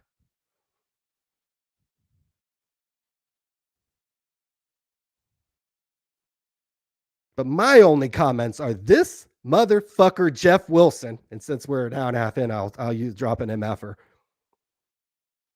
knowingly lied, knowingly put together this document and lied. So you wonder why we take every opportunity to drag this MFer. Come to Stockton and lie to my face and see what happens. I was at a card show on Saturday. Come there and lie to my fucking face. Don't send me a 35-page document with a bunch of bullshit. His company, 352, and Sports Card Investor are basically the same company. He used the employees there that were getting government money to build his website and build his app. And we're allowed to talk about it because it's the United States of fucking America. And if we can talk about this woman and her pink Rolly and her Harley and her $150K diamond ring, we could talk about Geoff Wilson, who bought $2 million of cards and conveniently got a $2 million PPP loan, went on lavish vacations, has threatened countless people in this hobby, besides us, with lawsuits filled with lies. We are allowed to talk about it. Do you have anything to say about Geoff Wilson? No, I mean, I think we've, and I think he's somebody that's still learning the hobby. I think he's still trying to figure things out when it comes to the hobby. And that's okay. It's actually okay to be new and green and fresh in this hobby. It takes a couple of years in order to catch yourself up to speed. Do you need to be sending out 35-page lawsuits to people, again, filled with all sorts of lies and all sorts of things that he knew was a lie at the time? I'll let everybody else decide that. It's not something that ruined our day. In fact, my guess is whatever he spent to send this over, we made in ad money, subscriptions, revenue, fans, loyal subscribers, loyal followers, and people that might have changed their opinion about him, because over time, this lawsuit and this attempted flex definitely did not end particularly well for him. And again, more and more things we're finding out in this document were absolute bold-faced lies. So you have to wonder why he sent it over. I just think Jeff Wilson is a pathological liar. I get that vibe when I see a guy like that. I think he's a pathological liar. I think he's lying about the PPP stuff. I think eventually that's going to come to bite him in the ass. And when that day comes, we'll go live and it'll be a massive, massive celebration and a massive party. Because these types of things eventually catch up with people. Seen it time and time and again in the business world. You can get away with these things for a period of time. Eventually, they do catch up with you. Eventually, the SEC, the IRS, one of them wants to come and get their bag. So he's a pathological liar. He's not very educated in terms of sports cards. I am not convinced he's a very good businessman. I don't know of any real successful thing that he's actually invested in or started. There is really no evidence of that. And until it is proven otherwise, he is more than welcome to have his opinion about this hobby. But every time he does give an opinion, it is almost like some of the childish opinions that we sometimes get in the comments, sometimes get on Twitter. You can tell the kid is very young. they're all on SCV's channel now. I love he goes through all his comments and it's like, oh yeah, that guy commented on that guy commented on our vids. And so now they've all moved over to SCV because he's triggered them. And so it's yeah, amazing. That's totally fine. That's totally fine. One comment about SCV is I watched this check on my cards video, and I'm not in the business of clocking in and defending or clarifying things. But I thought he had an honest review of Check On My Cards, and I actually think this video is a typical video that people make, but it is a mistake. They look at every selling platform out there, and they try to put there's analogies out there. It's like putting a round peg through a square hole or something like that. What he's trying to do is use a strategy that's worked for him on eBay, and he's trying to apply it to Check Out My Cards. We see this time and time again with people. When they talk about eBay, they talk about Golden, they talk about ComC, they talk about going to a card show. They're trying to apply a strategy that works on one site, and they try to apply it to the other site. On Check Out My Cards, you should not be sending cards in. You should not be buying cards to send them over to PSA in large quantities. You should be buying cards on the site, repricing them, and calling it a day. That's what you should be doing. The other thing that you should be doing, which you did show success at, you send in a matte liner out of 15 that won't sell anywhere in the whole world, except for some reason it sells on Check Out My Cards. It is a great site to sell like a random player that nobody cares about. It's a great site for buying 50-cent cards and repricing them at $1. It's probably a great place to sell wheel grinders. It's a $50 and under site. Sorry for cutting out. Yes. It's a $50 and under. Check Out My Cards is a $50 and under site. Yes. And you should not be sending cards in unless there's some random stuff that you don't have the room or the time for. And it's almost just to get it out of your hair, and it's some refractors or it's some prism refractors or whatever. It's a $50 and under site. Kenny's site, I treat totally different. Right. eBay, I treat totally different. Yeah. I have $1,000 card. It's not going to go to Check Out My Cards. No. If I don't feel like selling it on my own on eBay, I'm sending it to an auction site like Golden. Okay. Am I sending my $18 matte liner card to Golden? Hell no. No. Why would I do that? Okay. Right. So selling. Look at selling a card like this. So the buyer's going to take home only like $13 on this card because you get any item. This is why Golden is for $50 and over, because anything over Anything under $50, you get charged $5. Anything over $50, you get to keep 100% of the bid before the buyer's premium. So you want to be selling more expensive cards. That's why, this site is catered to that. Whereas Check Out My Cards, this is where you want to send a Russell Wilson PSA 10 to Check Out My Cards, because you're probably going to get at least $22. You might get more. Right.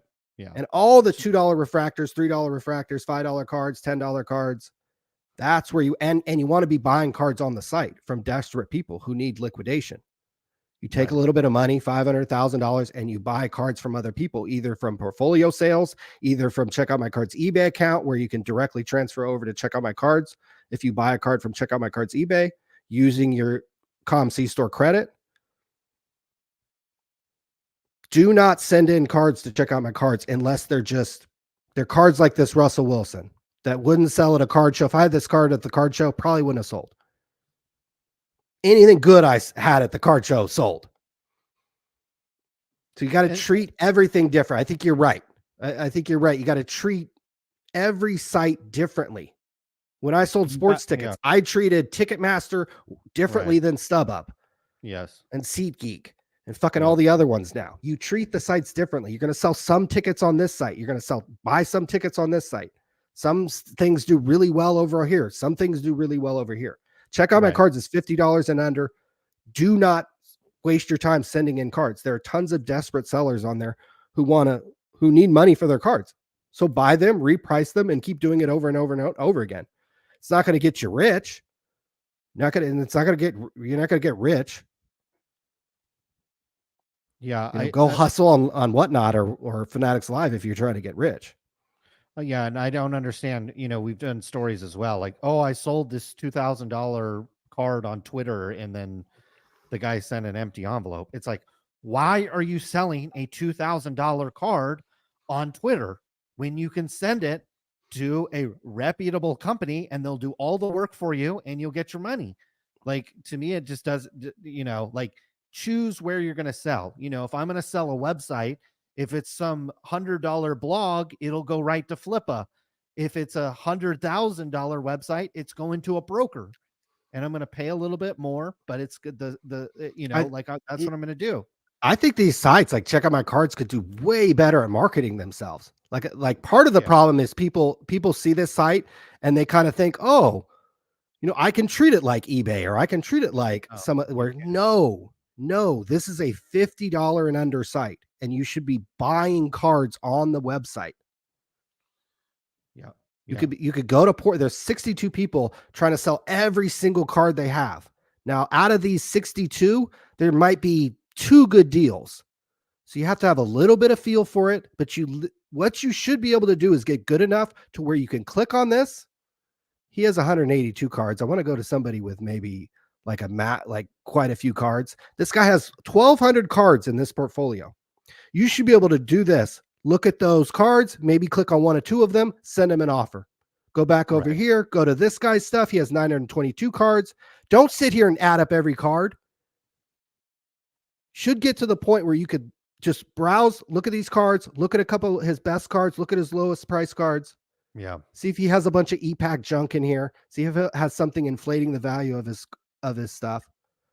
Here's a Montana autograph, way overpriced, $275. I mean, I could just look at that and know that right away. But out of these 62, there's probably 2 good deals. Yeah. It's for the stuff. It's all the junk that you have laying around. It takes way too long to list on eBay. It's never going to sell. You'd have to send in a plain white envelope. You put all that stuff in a box and you send it to Check Out My Cards and you liquidate it. And maybe you get pennies on the dollar for some stuff, but then you make a profit on some of this other stuff. Or like this last week, Check Out My Cards ran. And by the way, Check Out My Cards is not paying us to say any of this. We don't have any formal relationship with them. We certainly could contact with them and they would get back to us, but they're not paying us to say any of this. You could, they had the auctions. So they had a deal running on auction. So what I did is I went through my portfolio and I said, I got a couple cards that'll sell for like 20 or 30 bucks. And I just threw them up at auction and they all sold. I got, $100 dumped into my account and I went and bought more Michael Jordans and some Kobe's. And so that's what this site is for. If I pull $1,000 card, I'm not sending it to check on my cards. I'm probably going to go to a site like Golden and I'm going to send it to them and make them do all the work. Okay. Me personally, I don't like to deal with eBay. As you get older, you have more stuff going on than scanning, listing, answering questions, being your own customer service agent. I don't like being a customer service agent, a marketer, a pick, packer, and shipper, and a lister. On eBay, you wear like every hat you possibly can in a business. And yeah, maybe you keep 3% more margin. To me, that 3% isn't worth it. I'd much rather have $1,000 card, put it in an envelope, slap a label on it, send it to whoever, and have them do all the work. That's just me. It's really easy to comp cards off this website too, because I mean, look at a card like this, Lonzo Mourning. It's at auction. It's got 2 minutes left on the eBay account. You could buy it on check out my cards eBay, pay for it with your store credit, and then just instantly reprice it. Right? You can see the lowest one on the site is $5.92. And if you looked at the 4-year sales chart, I'm not logged in, but several of these have sold because this is a card that would sell. But you could easily come through here. You could look at this Jose Canseco. Yeah. This is $12.50 Jose Canseco autograph. Look, he signs a lot, but you could probably get 20, 25 for that. And you could go through here all day, every day, whether you're buying the stuff at auction. There's probably not going to be one of these listed, right? So a lot of these cards, this card's numbered to 15. It's got 3 minutes left. It's at $1.25. You pay a 10% kind of fee over the top when you're using. So, you get this card if it doesn't get another bid for about $1.50. You can't sell that for $3-4. Again, we're talking about marginal money here. We're not talking about 50,000 Tom Brady's. But as we see over here at Fanatics Live, I bet a lot of these group breakers aren't doubling, tripling their money. They're sitting over here wasting their time. So you got to look at check out my cards. It's a great way to get your start in collecting. Somebody like SCV, this guy's a gangster. He has 15,000, feedback on eBay. This guy knows how to sell cards. This guy knows how to buy cards, grade them, flip them. He almost shouldn't waste his time with like a site like Check Out My Cards. It should only be when he wants to just send over some bulk stuff that he got that he doesn't want to deal with. But this is a great way for beginners, for people who don't have as much experience as him, to get involved in cards. A graded Jared Goff card for $1.25. You could sell that for more than $1.25. Yeah. Okay, and this we've bought and sold 100,000 cards on here in this very same manner. This is how I learned how to flip sports tickets, is by flipping baseball cards. Yeah, you're basically doing an arbitrage. You're buying it on eBay, taking it back over to the site, and and that's the ticket game. You're buying it on StubHub. And selling it on Ticketmaster. Flipping it on Ticketmaster or whatever. Or vice versa. So, it's the same arbitrage type of game where you're buying it at one price. And you're never touching these cards. I mean, I was at a card show and some of these guys work way too hard. You're never touching these cards. The same way with Golden. I'm never touching most of these cards. If I bought this Justin Bieber card, I may never see it. It's at the vault, and then when I go to sell it, I just click a few buttons. Or I put a price on it and somebody buys it in the marketplace. Or at some point, I bet the PSA vault gets to the point where I'll be able to outtake shipping and sell these cards over. You can kind of do that now. Sell these cards on a different platform. Yeah, don't use these websites. Don't treat them all the same. Golden and Check Out My Cards, that's like night and day. Night and day. This Russell Wilson should have been on Check Out My Cards. eBay is a whole nother beast, right? eBay is like a whole nother beast. That's like Craigslist. That's like equivalent to Craigslist. You're just kind of the wild, wild west over there. There's no organization. There's no standardized way things are listed. You can't go on eBay and comp cards like this. I can't go on eBay and see what a 99-cent Carmelo Anthony actually sells for. Can't do this. So the site actually, for beginners, for people who aren't, have tons of sales on, what is this? What's the price of these Kobe Bryant cards? $10. $10. And get one on auction for $4. This card probably sells all the time for about $6, $7, $8. You're not going to get rich off this, but you're going to learn. It may teach you, as it did to me, how to buy and sell things and arbitrage things in another industry, in a parallel kind of industry.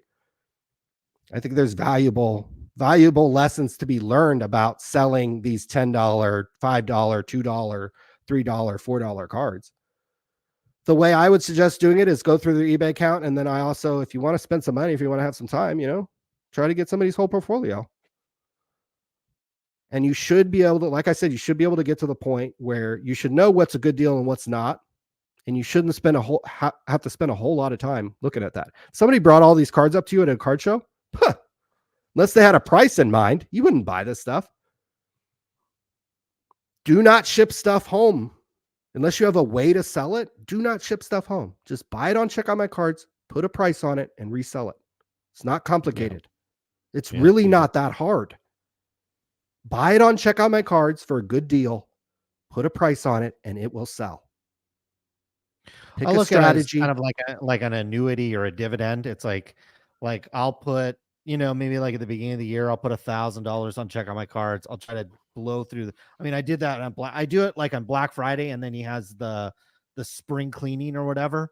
I always deposit on those days. I buy as many cards as I possibly can, and then I price them, or I just wait. Sometimes I don't even price the cards. I'll just wait for a couple of months, price them, and then sure enough, the money just comes trickling in, and I just do that on a regular basis.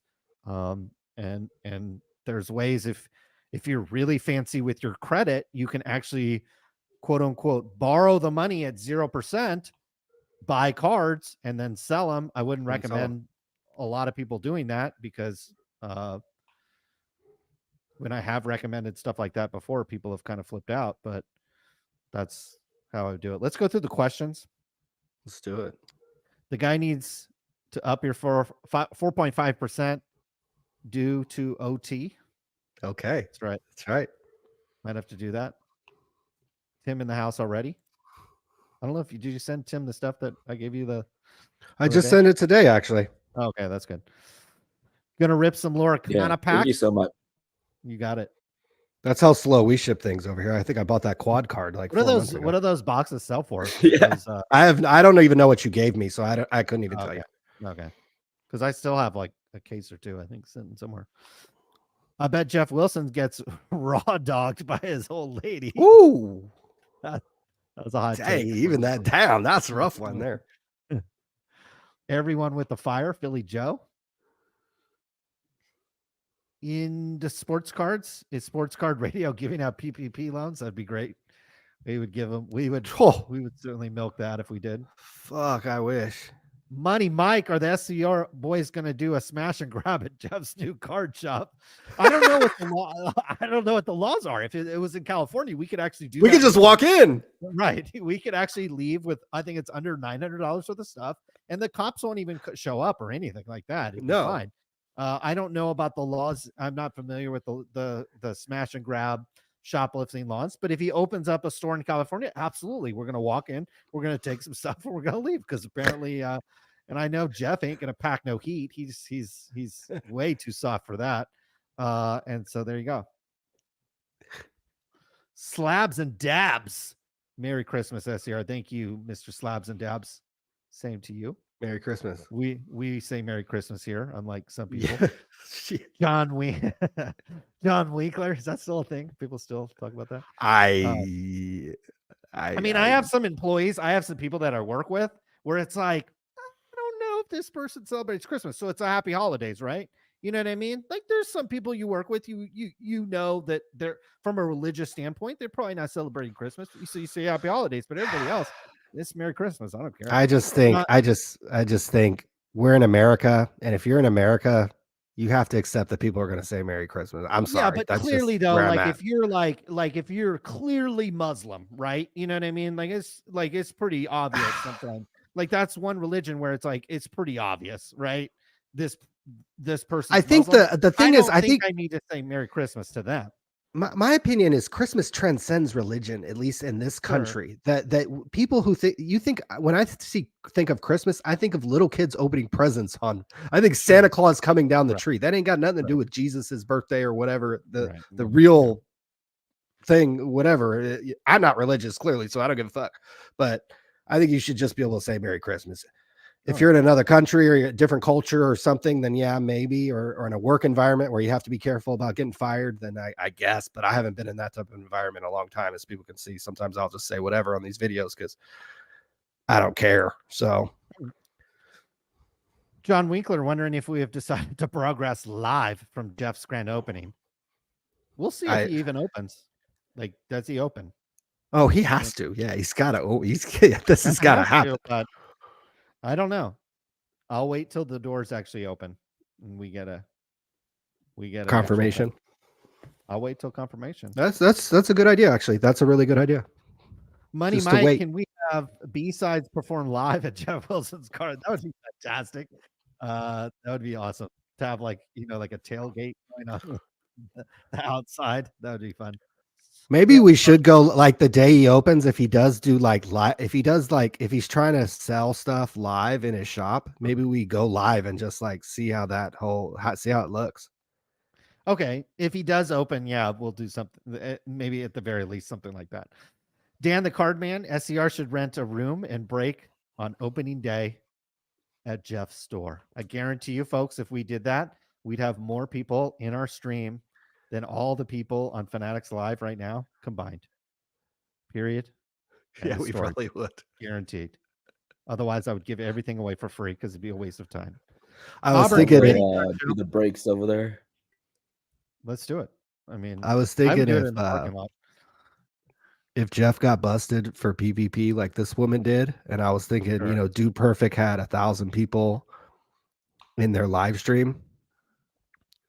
I was like, if Geoff got busted for PvP, and then we got and there were tweets like this about Geoff Wilson. Atlanta man spent $2 million on sports cards and lavish vacations and got busted in a PvP fraud case. And instead of this black woman's face, it was Geoff Wilson, and it was all his cards right here.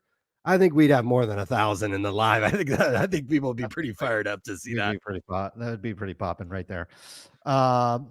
Auburn Trading Card Show. I'm sorry I missed the show last week. SCR always kills it at the Auburn Trading Card Show. Sounds like it was a good time, and I will try to make it to the. I'll try to make it to the next one. Just didn't work out. I'm investing in white guys who play hoops. Snow Dog, 1968. That's right, baby. Those white basketball players. Just an absolute rock solid investment. Dang right. Mr. DeJesus says this hobby is dying. Show attendance is low. Raiders and breakers can't be trusted. I would say it's certainly plateaued from a growth perspective. I definitely don't think we're seeing growth anymore in the hobby. I think it's plateaued at a higher level. Ryan, you certainly would go to card shows more than I would in the, what are we talking about? Like the mid 2000s, and it was crickets. We would call the National Sports Collectors Convention the Crickets Convention, or you would call it a white cultural event, because it was pretty much just overweight white men looking at pictures of men. There was really no one young there. It was actually pretty rare to see young kids, and not even just young kids, seeing young 25-year-old. I think society has really changed. I saw a lot of stuff on Twitter this week where it's like people 30 to 40 have like exponentially low married rate. So people are getting married at a way lower rate than in the past. People are not starting families at way lower rates.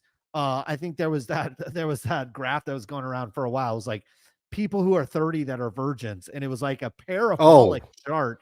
And I saw just the anecdotal stuff on Twitter, people like talking about their sons. They're like, dude, I have sons that are 20 and they don't give a crap about pussy. Like, they're not trying to go out there and get girls. Like, it's weird. They care about their TikTok. They care about their likes. They care about maybe looking at a girl, but none of them have girlfriends. None of them are dating and things like that. And some of those guys are finding themselves in the hobby. So it's not a criticism. It's just society as a whole is, they're not getting married. They're not doing their thing like they used to back in the day. So, I mean, if Emma Watson was like blowing you up, you probably would have. I remember we grew up in the 90s with, Pearl Jam and Nirvana. I remember that in high school, all we talked about was girls. Like that was like it. You know, how are we getting girls? How are we getting laid? I Right. mean, you know, because you first start getting interested in them and you know all this kind of stuff. So it's like, And then your buddy gets wet, and then you feel like you've got yeah, to get your wet. buddy gets wet and you're like hella jealous, and then you're like, oh, I gotta fucking get, you know, I gotta fucking get my shit or whatever. Take this girl to dance or you take her to the whatever fucking Sure. McDonald's And at a I could movie. see, I could see having a phase. Like I went to college, and it was like when I went to college, I wasn't really interested in having like a steady girlfriend because I just kind of wanted to have fun and stuff. But then it's like after a while that gets kind of boring. So I don't know. But I think some of that is trickling over in the hobby. It's not necessarily a bad thing, but you're seeing some of these guys where they ain't out there trying to get a girl. Some of these people haven't gotten married, had a kid, gone professional yet, and they're sticking around in the hobby. So it's not necessarily a bad thing. Dan the Card Man, they're already ignoring stuff, referring to tops, backdoor cards from Topps Chrome 2023 that are still on the checklist but never made it into the product. So I think, yeah, this time next year we'll be shocked. This time next year, I think Mario is gone. I think Damn, you're writing off our boy Mario already. I'm not. It's not a criticism. I like the guy. Okay. I've never met him. Okay. I think you had a podcast with him. I never met him. I only talked maybe casually on social media, maybe a DM. I don't know. But look, the dude comes in and out of the hobby all the time. He comes in hot and then he leaves. And that's totally fine. I'm not saying like I come in hot on hobbies all the time and then I leave. So it's not a criticism. I'm just saying this time next year, he ain't going to be around. You're going to have only the good old boy pumpers left. Geoff, the other guys out there, they're going to still be pumping this stuff because it's what they're paid to do. They'll still be scraping by. Okay. And that's where we'll be. And Topps will be ignoring most of the stuff. That's, and that's why Dan the Cardman, AIH, these guys can get views and get audience to their channel because they're in it for a different reason. John Winkler with the $4.99. Thank you, sir. Geoff, just FYI, Jeb's back doing box wars. Can only get invited through his Patreon, and it gives you a special. You are Ryan. You are a member, I think, still of Jeb's Patreon. Absolutely. So you should be able to get to one of these breaks that Mr. Winkler is talking about here. Should get in there. He's live now, guys. Oh my God, yes. That just looks fantastic. Wow, thrilling. Unbelievable. Fucker Deck took out numbered NHL and charged twice the price. It's alcoholic at 1986. I mean, yeah, we've seen some upper deck cards that look like they were backdoor too. So personally wouldn't trust any of these companies. Hot Take Sports. He's like an industry plant. Probably talking about Jeff Wilson here. Something just is not adding up there. I'm sorry. I agree. I think there's more to the story with Geoff. It'll come out over time. I think he's just he's a confident white man who grew up probably, I'm assuming, privileged. I think he's a con man. I mean, come on. Obviously. So the biggest con man in these countries are fucking white men, to be honest. So because they can actually get away with this shit. We've seen what happens if you're a different color and you get a PPP loan. I mean, you get swept up and your fucking face gets put on social media. So I just think Jeff. Yeah, I think he's a con man. He's extremely confident, and maybe he's been successful in some other businesses, but this dude doesn't know shit about sports cards or the business. And we've obviously, I mean, I've worn out some of the clips of him talking about Ben Simmons and our boy Willie G. On and on. I mean, we have a bunch saved. I think I only play like 2 or 3 of them because they're just, the funniest ones, and they make for a good soundbite. But you could just go, if you want a good comedy hour, just go to Geoff's videos, go to Sports Card Investor. You guys ever need something to do on a rainy night? You go to Sports Card Investor, you click on it, you go to videos, you sort by oldest, and you just start watching. And it is, I mean, this is the man who doesn't know anything about sports cards. Like, he still doesn't know anything about sports cards, but go back to these videos 4 or 5 years ago. And it is just, this is what he's locked up. He's deleted some of them, but I mean, the ones that are It's there fun. are still pretty bad. absolute gold. I mean, And absolute not that old. We're freaking only gold. talking like 2 or 3 years old. A lot of these videos. It's still pretty rough. Stop it saying Geoff Wilson is the Jim Cramer of sports card investing. There are some parallels there. Renee Nunez, buy dead people with the dead people. Sage advice there. I would agree that if I take a lot of pride in that. Do like buying the old players. This is a good price He's probably on this card, $395 for this. probably Hank Aaron. using my Autograph's not Bitcoin bad. profits to buy 53 Manos. Yeah, Money Mike, Bitcoin's been on fire. Certainly some profits there if anybody stepped in any time of the last year. Pre-CBS Fender Strats are great investments. That's right. I'm kind of a Martin guitar guy. I like the Martin guitars, and maybe a Gibson at some point. I'm trying to keep myself from buying one because nice guitars are not very expensive. $1,000 is not that much. Bob Boozle, influencers buy high and sell low and stay positive. Well said. Ty Wilson's Beanie Baby. That's right. Snips one. Fanatics doesn't care about my NFL branded shake weight. That's right. Yeah, I'm surprised there's even an industry event at these things because Fanatics bought Windcraft, which was like maker of a lot of that stuff that you see there.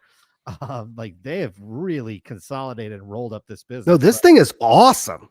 Like I remember I got in free and this thing is freaking huge. I mean, look at all these people. It is the building that it's in. I didn't get amazing pictures, but it's like the size of the National. And then, like you say, you walk around, it's all these booths.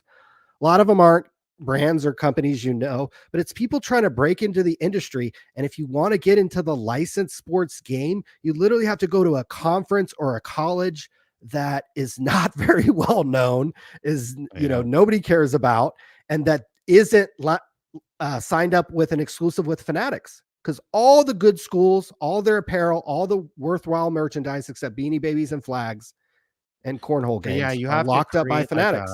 You have to create a like a Beanie Baby product, like a proprietary product almost, or like something like cornhole that's hard to ship. It's probably not super profitable to ship something like that.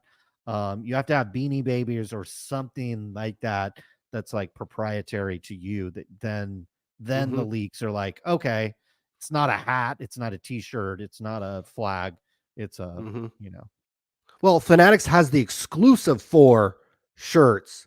Right. So they just like they have the exclusive in cards, they have the exclusive for all the good shit, and they lock up these teams, they lock up these leagues, and you can't break into the licensed sports world. Same thing's going to happen to cards. The Leafs, the Paninis, top sold to Fanatics, so they were lucky they got to hang around. But Panini's going to be on the way out the door. Leafs going to have to pivot and go into repacks or do more creative things, make cards with Kim Kardashian or Justin Bieber on them. This is all coming. And if these breakers can't pick up the pace and sell through this product at a much faster pace and get much more viewership and eyeballs on this stuff, they're eventually going to go to their own breakers or automate the process. That's my prediction. The AVN Awards and that Beanie Baby convention are at the same time. That's right. We've been at that. I've been in Vegas during the AVN Award, which is a porn conference. We won't bring up. I won't bring it up. But yeah, it's. I remember living in Las Vegas when that award show was going on. It's very entertaining walking around the strip when that thing's going on. I tell you what, it's Vegas is a fun time when that plays. We'll be there a couple weeks from now. I know we will be. We'll be in Vegas like 2 weeks before this, so maybe I'll just hang around and go to this. I don't have a return flight yet, so well, there we go. We'll just stay out there. No, I can't. I'm going to come home that Friday, but I'll meet y'all out there if you go. We'll be there. We're there the 6th through the 13th, or okay. Well, I'm going to come back probably the 11th and 12th. Vegas is a 2-night town. Yeah, Vegas is a 2-night town. The fact that we're going to be there so long, holy shit. Well, I'm there I got a free pass to CES, so I'm gonna be there. Yeah, Take CS is advantage of dope. that. John Winkler with the $1.99. AI card breaks by 20, 30, 35. I agree. I think those are coming. Because you could have AI influence like that girl right there. That was created with AI. Like that's not a real girl. Like some of the stuff I'm seeing with AI is breathtaking from a video perspective, influencer perspective. I've read all these articles where these guys set up these like Instagram accounts with these AI people and they're making money and the brands are throwing them money. So like that's coming very, very soon. You'll have your AI card influencer or whatever. 24/7 breaking. That won't draw regulation. Uncle Sam will let it slide. That's right. Yeah. Who's the Anthony Fair of sports cards? I don't know. That's a good question. Anthony Ferrar's sitting in jail right now. I think we've seen like I think Mark's cards a little bit, Mark's cards. Mark's cards you could almost say is kind of Anthony Ferrar of trading. Brent Higgins maybe too. Yeah, maybe a little bit of him too. But there's definitely some of that. There's some great content with this guy. Some guys making some funny stuff. PPP, please talk about Rudy Gobert being named as one of the hundreds of guests on Epstein. I don't know anything about that. What? We're getting I don't know. I don't know about this. I suppose it sounds like we're getting names here. I'll believe it when I see it because these things at this point, I would be shocked if we see these names. Only because of the people that will be on that list will be very, very shocked. But that talk about juicy content. Yeah, boy. If that ends up happening, it'll be very obviously make for great content. But again, like Jeff Wilson's shop opening, I will wait. I will wait until I actually see it. Honestly. I think we have some very good clues about who's on there. Cody Bordeaux, $5. Dude, perfect on Fanatics Live. This is worse than Mojo Sport. I agree. Like instead of throwing these guys money, I would have thrown coupons or whatever to everybody else, and you would have gotten the same. Like if they could only draw 1,000 people, that's not enough. Horrible, guys. That is not enough. And you should again. Like you should be able to recognize this. Even if you have a BA in marketing, you should be able to recognize these guys' content is not hitting on YouTube. It's not hitting. I know 5 million views is a lot, okay? But not when you have 60 million subs. Your content is not hitting. It's not hitting anymore. Okay. It's actually an embarrassment. Damn. So, really? Yes. This is not when you're only getting 10% of the people watch. That's not good enough. It means you have a decent channel. It means you have subpar retention. Okay. And I've experienced this. Okay. I have a YouTube channel that gets sub 10% retention on a lot of videos. It just means the content I'm putting up is not reaching a wide enough audience. There's only a small amount of people. And this is small. If you look like a year ago, look at the views they were getting 10, 12, 13, 14 million. Now 20 million, 30 million. They were getting 39 views. Like they were getting huge views. Yeah, maybe 8 there. Their content is stale and it's old. These guys are old news and you got 5 of them. Okay, if we had 5 people making videos on a 60 million sub channel and we were only getting 10% people watching, that is a failure. If you're a single man, okay, like a solo artist on YouTube, this is still really good, okay? But this is not good enough when they have a team behind them, okay? They have massive team behind these guys. This is a failure. These guys are failing, okay? Wow. Seriously. I mean, that's what I would tell them. Interesting perspective. Wow.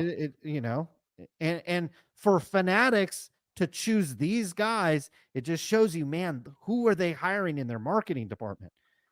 It's really pathetic. It's pathetic. If this is who you're coming, there's a very big disconnect to having a commercial with Tom Brady and like superstar GOAT athletes to then aligning your brand with do Right. perfect. It Like I don't cheapens think it cheapens it. It cheapens it. Okay. It's like, oh, it's like the next comment's kind of about Mercedes and Rolex. It's like, okay, they put Rolex on Cristiano Ronaldo, but then the next week they put it on somebody that's on the Epstein list. Like that would really cheapen the brand, you got to think about what you're doing here. I pull up in a Benz with a Rolex. A girl is impressed. I pull out an MJ rookie, not so much. Paulie 77, for sure. That definitely. But I'm thinking the stats that I'm seeing, I'm thinking dudes don't care. They don't. They ain't trying to impress women. Like if you look at the stats of like young people in America, they ain't trying to impress women. Like they much rather have the MJ rookie than Emma's number. I showed the Kobe Bryant card, the autograph, to a girl 2-3 nights ago. She was somewhat impressed. Okay. She was somewhat impressed. Okay. Yeah. She would have been more impressed if I had a pink Rolly, though. Oh boy! Did she want an extra 200 after you showed her the? All joking aside, she probably, if I were to offer cash, she probably would have took 200 before she took the $6,000 Kobe Bryant autograph. I'll tell you that. That's how much she knew about the value of it. Right. Now, if I had a pink Rolly as opposed to a 5-year-old Tesla, she probably would have upcharged me. She would have PSA upcharged me. That's what would have happened. Billy Joe being very generous with the $20. Happy anniversary, Merry Christmas, Happy Holidays, and Happy New Year to all. Let's go. Thank you, Philly Joe, loyal listener, and with the $20, we really appreciate it. This time of year goes a long ways. It does. Brett asks, is that Bieber's rookie card? I think so. Probably. Yeah, well, they made a set, they made a product, and these were super hard to get. I mean, these were like impossible to get. Yeah. I know that he has regular relics. Why I know about this, I have no idea. But you can see I'm over here trying to buy his stuff because I just think, again, I don't make the rules. This guy's more popular than every athlete, a couple soccer players, and he's more popular than every single baseball player. Period. That's all I got to say. Probably. Period. Yeah. Maybe even basketball. Not Michael Jordan, but and probably not like you could go to some 3rd, 15th world country and ask them who Michael Jordan is, and they're gonna know. And maybe not Bieber fever, but they might. I don't know. He's pretty. I mean, that's the level he's on. Know. He's in the discussion. Right. So that's certainly that's why I'm looking. His career. This is going to be worth $1,000 someday. Easy. Yeah. Easy. Unless he signs his name a bunch more times. I don't anticipate him doing that. He doesn't need to. I think he doesn't sign a lot in general, just because he's sick of the popularity, I guess. Yeah. Mm-hmm. Any take on vintage non-sports? I don't know enough about it, but anything that you enjoy and you like, look, if you like buying modern on Fanatics Live, get on there. Looks like there's like 30 people with in need of customers on there, so but yeah, vintage, anything vintage, anything that you like, to me, that's the most important thing. Anything that you have a passion about, you got to be passionate about what you're buying. 720, John's that's strong sports on card. this Willie Mays. Yeah, 720, that's pretty strong. Funny you mentioned concert posters. I'm actually pivoting my business model to sell concert posters from my previous business. Big money there. Yeah, I think too, like I think you can really improve a concert poster. You get like just a one that's in a roll or whatever. You can frame these things. I mean, there's big money in these things with the right ones. Sometimes you see them go pretty cheap as I go through the auction houses and stuff. Maybe not maybe eBay a little bit, but there's other auction houses where this stuff sells on. And man, sometimes this stuff goes pretty cheap. And then if you could throw it in a frame, you can get some big money. And obviously as time goes on, these posters just, they just look good on the wall.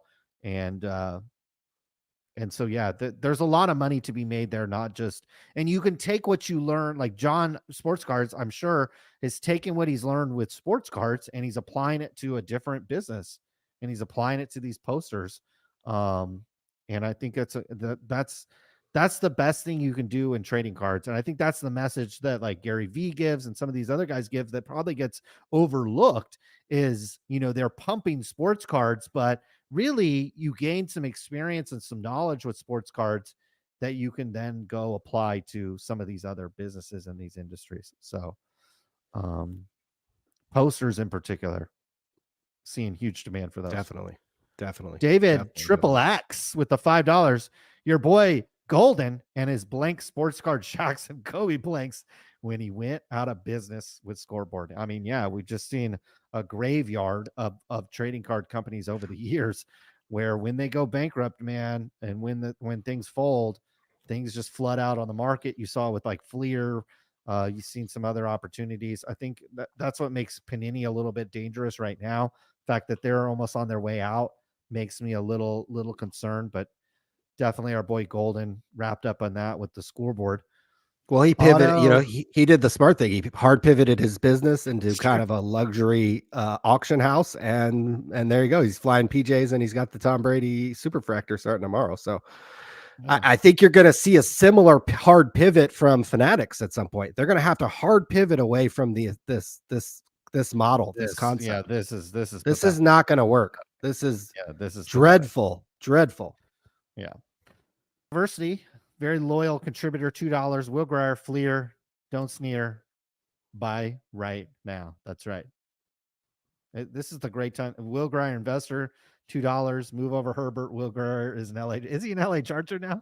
I think he's on his 8th team this year. Yeah. So now, okay. Well, he keeps bouncing around. You never know. Thank you, Will Grier, investor. I mean, $2 can buy a hell of a Will Grier right now. So, man, appreciate Chargers, that. baby. He's going to take over for Justin Herbert. Could you imagine? Yeah, if he takes over for Herbert and Herbert. What was the guy? I can't remember the kid that was on that everybody was slurping that was on Philly, and now he's out of the league. The number 2 pick that was everybody was slurping on for Philly. Carson Wentz. I mean, everybody was slurping Carson Wentz. Like literally, Carson Wentz was like the Justin Herbert. Because there was another quarterback that I think went 1. I can't remember who it was, but it was like somebody went 1. Maybe it was Geoff. Everybody was slurping this guy. Like he was. Look at that. 13K, 101.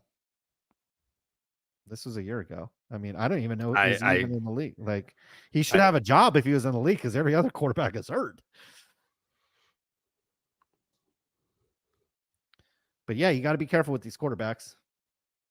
I mean, and I say this kind of jokingly, but the Bengals quarterback is looking like you overpaid. Jared Goff. Jared Goff was picked before him. Goff's the one. Yeah, that's what I thought. He was garbage at Cal too. I can't believe he got picked so high, but he's actually pretty good. He's doing well this year.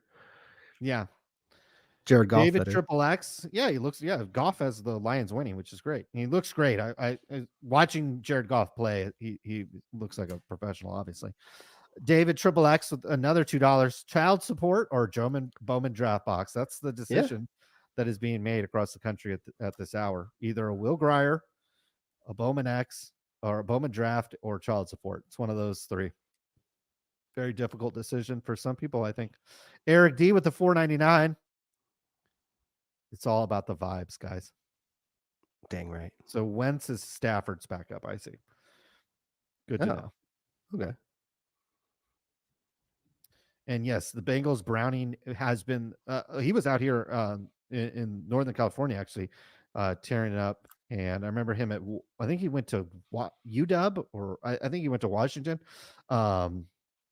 and was just fantastic there. I remember being big into daily college fantasy when he was tearing it up there. So it's an interesting league. I think that's something that we'll have to monitor next year. Obviously, not every year, I think almost like half the league's quarterbacks have gotten hurt.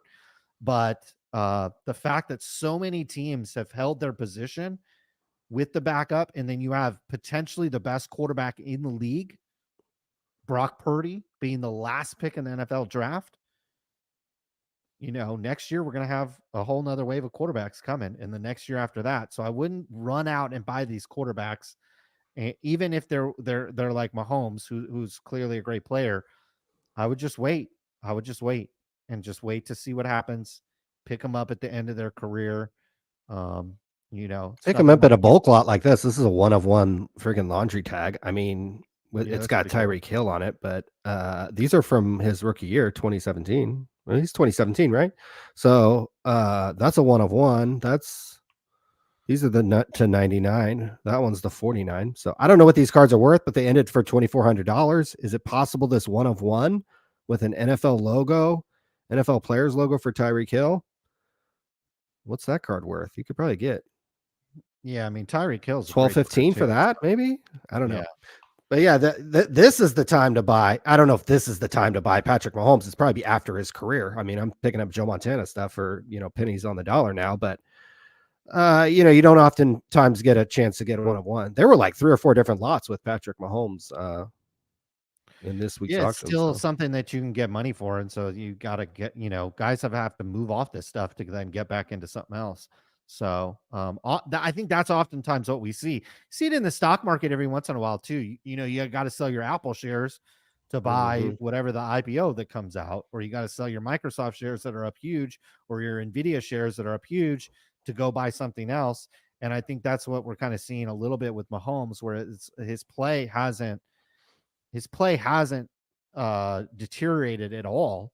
I think he's like a little bit of a baby, but I think that his play hasn't deteriorated at all. But I would still, I still think there's going to be better times to accumulate his cards if you're a fan of his. But folks, we've been around for over 2 hours, 2.5 hours. Yes, sir. Hartman is asking how much it costs to get ad space. So email me, because it depends kind of like what you want to do. It depends what you want to do. If it's a link on an article, if it's a banner on every page. Yeah, if you're trying to hit SEO traffic, I would say links are one thing. I don't charge for any of this. This is Ryan's gig, but banner ads. Like say for instance, like somebody paid me to put this article up because there's this link right here, I guess. 888 Sports. So this is probably who paid me to put this article up. Right. And so it really depends. Like, do you want a banner ad? Do you want an article? Do you want us to talk about you on a YouTube channel? Do you want this one here is also another paid ad. And I guess it's maybe this. So NFL odds. So it's betus.com. So it kind of depends. An article really wouldn't be very much at all. And a banner ad at the very bottom of our website, you're talking about less than, certainly a lot less. I wish I could charge these prices. we're well under. I think you'd get good value. I think if you're in it for the SEO, well under a display ad prices. We're definitely undercharging what is probably a. And if the ad, it's tough to get people to come to a sports card website and click on a beef jerky ad. But if it's a sports card tailored ad, even this website that doesn't get a ton of traffic could actually do really well and actually convert fairly well. We've had other people. For a while we had what's his name, Southern Hobby, who for about 5 years paid us $300 a month, and this is really on the high end, because we knew this page really converts well for us. We've probably made, just on this page alone, we've probably made well north of 6 figures just on this page. Just from Southern Hobby, they had a link they wanted a link at the top of this page, and they paid us $300 a month for 5 years. I think that ends up being like $20,000 plus all the other, every link here I get paid. If you go to buy something here, these Fanatics links, I get paid. Target, you get paid. I mean, I've dumbed up this page because the wholesale game has changed so much, but Southern Hobby for a while paid us to just be at the top of this page, because this article gets clicked on every single day. Anybody who's trying to find all these group breakers, in fact, Mojo Breaks credits this page for finding their distributor. How much would we have gotten if we got the way I should have set up this page is that I should have got a piece of Mojo's account at GTS, and we would literally be sitting around doing nothing, living off that commission. So There's this some guys page that are crushing it right now. Like I just bought an SEO tool. It was like $100 a month or whatever because I'm trying to revamp some of my other sites. Dude, there are some guys. It's not Jeff Wilson. It's not Cardboard Connection. It's not Beckett.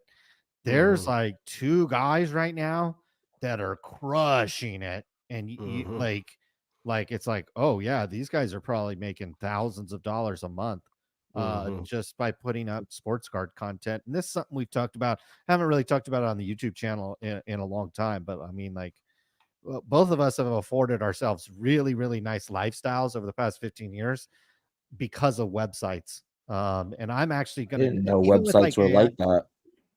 Oh, you can make, I mean, yeah, you can make, like, I mean, I had a daily fantasy website that crushed it. I've got, believe it or not, My like Jeff background is Wilson, in making websites, and I didn't know you could oh, you monetize that hard yeah, off of it. this yeah, page alone, just this one page, we're one talking page, about six page. figures in income, That's a in six-figure profit. for sure. Yeah, Jesus. yeah, All that's a right, I got to six-figure. start looking into that. And look And at, you're just providing value. You're providing value to group breakers. You're providing value to somebody. And this page used to be better when Fanatics didn't gobble up the whole industry and you can only buy product from them. So if you were starting a group break company, if you were starting a card shop, if you were somebody new in the industry, how do I get sports cards wholesale? Where's that list exist? You would come to Sports Card Radio. This page gets probably, I don't know, 20 to 50 people per day to come to it, but it's very tailored. You're not going to end up on this high intent. Yeah. Right. You're going to come to this page and you're a breaker, you're a ready to potential go, shop owner. And so this page, it's people with money. So these eBay links pay out really well. I mean, some huge, sometimes people click on this, go buy something for $15,000 and we get 1,000 of that. So this page is paid out like oogles of money. Huge. Oogles of money. That's why we charged, when Southern Hobby wanted to be moved to the top, we charged them $300 a month, which is on the high end. Because this isn't a page that real high, honestly, the really high end, because that's actually quite a bit of money.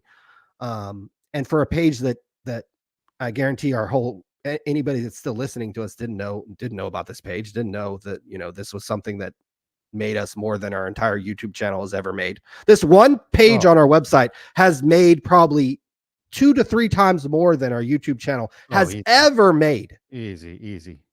Ever made. Easy. So please, any influencer out there listening to me, if you want to grow your business, start a website. Adobe, stop posting on social media. Crap on Twitter. Like I see these guys like Mario, yes, the card guru guy.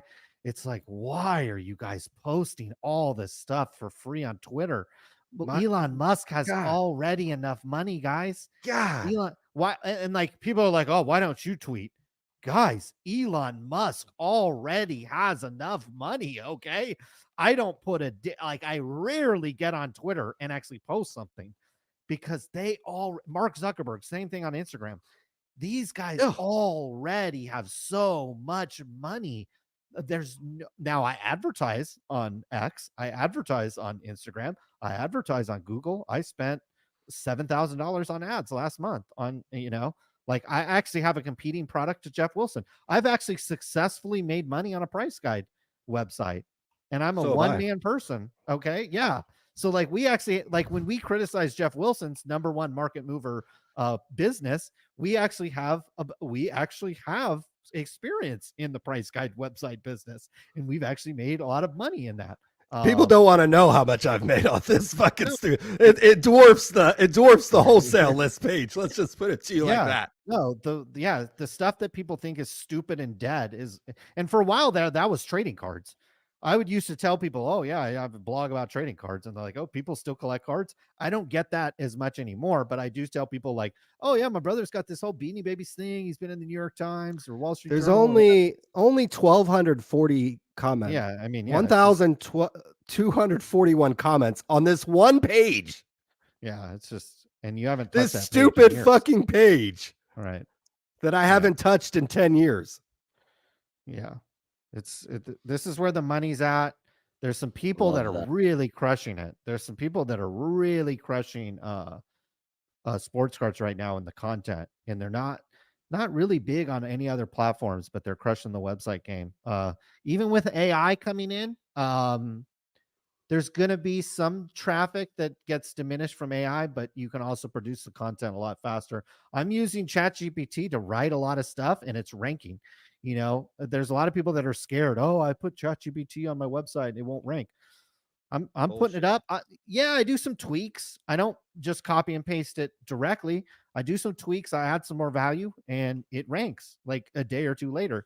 So like, and then a lot of and then if you're not worried about SEO, which I don't anymore, really, I'm just buying my way to the top of Google. ChatGPT is your best friend there because you can find something, you can find an ad that you can run, create some content, try to create a conversion. I remember we had an affiliate deal on here that would pay $20 a spot, and we were hitting that every day. Like that was like for 2 this was like going back 15 Doba. years. It was Yeah, Doba or something, or yeah, Doba something or on something. CJ. Yeah. Yeah, it was Commission Junction. I remember there was a $20 a lead gen. All they needed to do was put in their email address, and you got $20, and it would hit all the time. All the time. All the time. So that was cool. That was a while ago. But yeah, this is where the money's at. If you write articles, does it automatically just know how to rank you? I guess I don't know much about SEO in general. SEO's changed over the years. It to me, it's like just provide value on the page, and it will rank in Google at some point. And in the sports card world, there's not enough people producing content, so whatever you do write about will rank and will get traffic. Getting to the top is a secondary thing.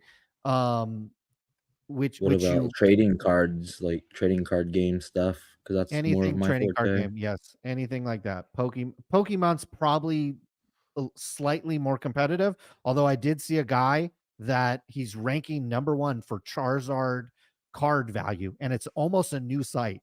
It's not a very old site. He's getting thousands of people to his site a month for Charizard holographic value or whatever it is. Like there's I some would write guys that are about like Flesh and crushing. Blood. I don't think there's a lot of competition in No, that. there's not a lot. There's not a lot there. And so anything like that, there's there's all kinds of And volleyball clips. volleyball. I'm actually high bidder on hotvolleyballgirls.com or something like that. Or Get it. What? like, If you get that, I'll help you Get build it. it out. okay, yeah, because it's actually I'll a get the legit clips site. for you. I'll talk to you about it if I win it.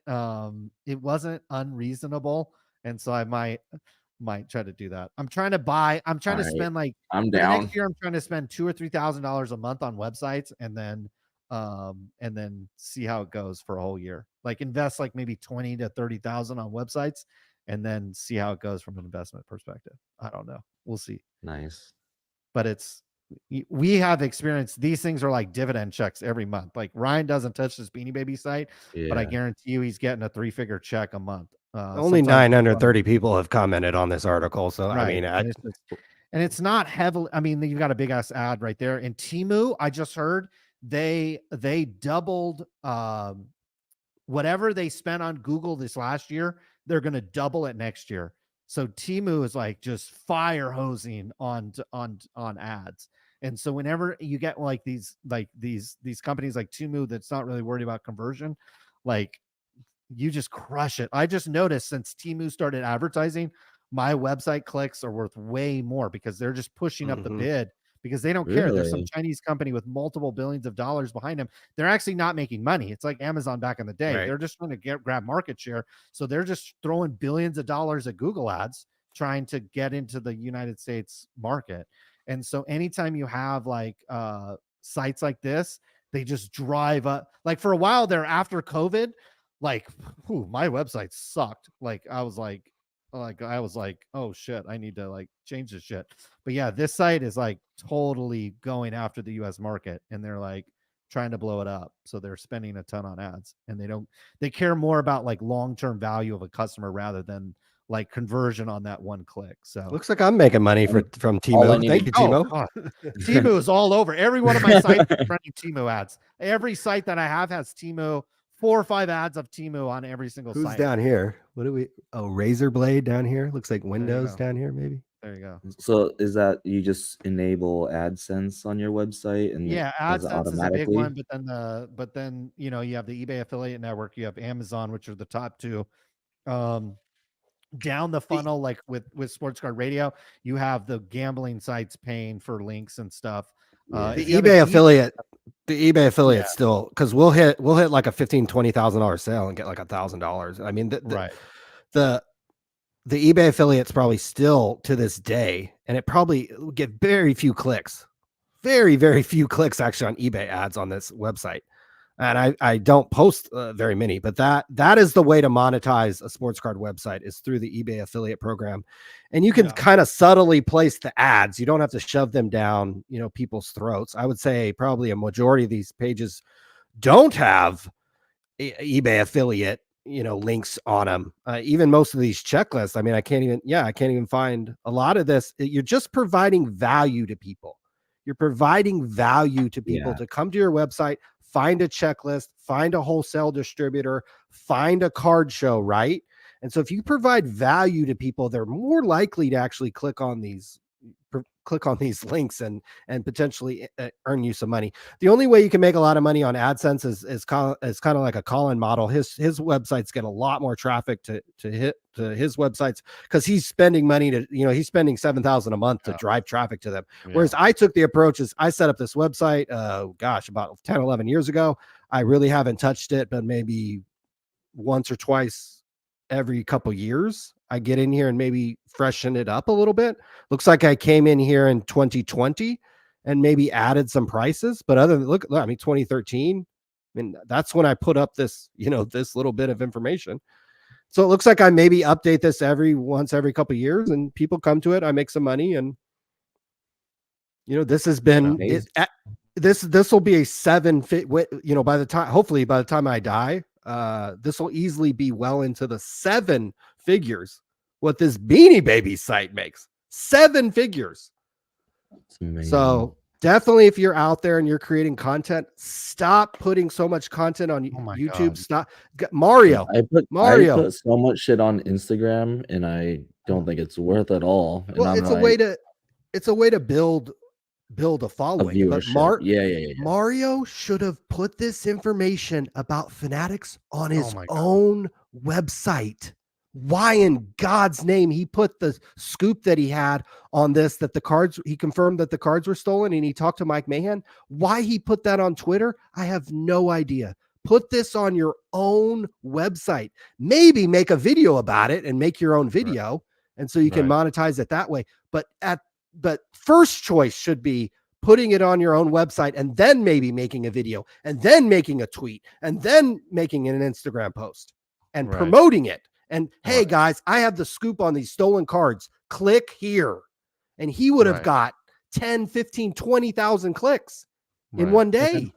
Then a bunch of link backs, which then would have helped his future content, which is kind of what's happened with Sports Card Radio over the years. Is that's why people, like gambling companies, are paying you $100 an article because they want that link juice. They want that juice off of you. And so, and that's why you got to provide value so many times. Hire some Filipino VA to put up this content for pennies on the dollar, get ChatGPT to write some of it for you. Then you have a big hitter like Mario and you put it on your site, or like us with like Geoff Wilson and stuff. We would put this stuff on our website before we even did the video. So we would put this shit on our website. We would do the video and then we would tell you, go over to the website. That gives you like link juice. People share your website, all that other stuff. Like we put all this stuff up on our site. And that's where the real money has kind of come in. And so like the money's still there. Like I thought it was going to fade a little bit with ChatGPT and stuff, but I'm actually on the other side of that. If you have the right strategies, I think websites will become, because there's a lot of people just posting this shit on Twitter. Like there's some real successful websites that just aggregate stuff that gets put on Twitter, because it's like not that many people are on Twitter. And so, but Well, a lot of that's what people use this web. article probably got, I don't know, 2 or 3,000 people to it when I put it up, or when whatever this got put up. But it's just Right. aggregating something that Geoff responded to on Twitter. Right. Yeah. How about a checklist for the stupid MLB patch cards? Yeah. You know, you put this stuff, we used to put this stuff up 10, 20 years ago, when 20 years ago, 10 years ago, when this information was hard to get. Tops wouldn't put this information on their website. The only website you could go to was Beckett, and they might have it a month after the product came out. I mean, these card companies really didn't care back in those days when they came out with a product. They didn't care great for at us. all. It was great for us. It created a huge opportunity. And then, after a while, there's 8 different websites doing the same thing. And so you got to pivot off it into other things. This is not breaking news, but where do people think Cardboard Connection got the idea to put up checklist? First of all, put up checklist in their on their website, and then in the style that you see today. We came up with that idea, and then this guy Ryan Cracknell, who worked at Cardboard Connection, Mike Spieth told him, "Hey, go to Sports Card Radio and copy this style." Because before we came around, you couldn't find a checklist for a product, or it was in Beckett's weird database that they have on here. Super weird, delayed. Super hard to, super delayed too. You couldn't find a checklist for a product. No, for a new product at all. Period. We would put it together by hand by going to eBay. Like I remember putting checklists together by hand by just going to eBay, seeing what cards had been pulled, figuring out the number, and then, putting the checklist out by hand because some of the people, couldn't do it. So, right, here's an example of a product that we never got the checklist for because they never released it. They never released the checklist for this product. What website CMS do you guys use, or is it custom? We started with like something called Joomla, and then over time it basically fell to WordPress. Yeah, it fell to WordPress. I would stick with WordPress. WordPress has gotten better and more customizable. I would stick with WordPress unless you're doing something. I do most of my stuff completely custom now, only because it allows you to put ads and put the content where you want it. But for an average site, I would just do WordPress until you get like really, really, you want to get really fancy. There's no reason to hard code any of this stuff. You can just use WordPress. I'm going to be learning like web dev stuff here in the future anyway. So I can just WordPress until I learn. There's a lot of great tools now. ChatGPT is a great tool with it. But really it's just put up stuff that you're super passionate about and find the gap in the market. For us with sports cards, originally it was checklist. There was a gap in the market there. There was huge demand for that content. Nobody was putting it up. With Ryan, it was Beanie Babies. For me, it was pricing some stuff. And then you've gone from there. For a while, there was daily college fantasy football. There was not enough content about daily. There was plenty of content about NFL, NBA, MLB, but there was almost nothing about college football. So I did that for a couple of years. Number of other different niches that I've gotten into. And just over this next year, my plan is to like kind of double down on it. I have some extra money, and so I want to like invest it in something other than stocks. And so websites have been successful in the past. So invest in my website.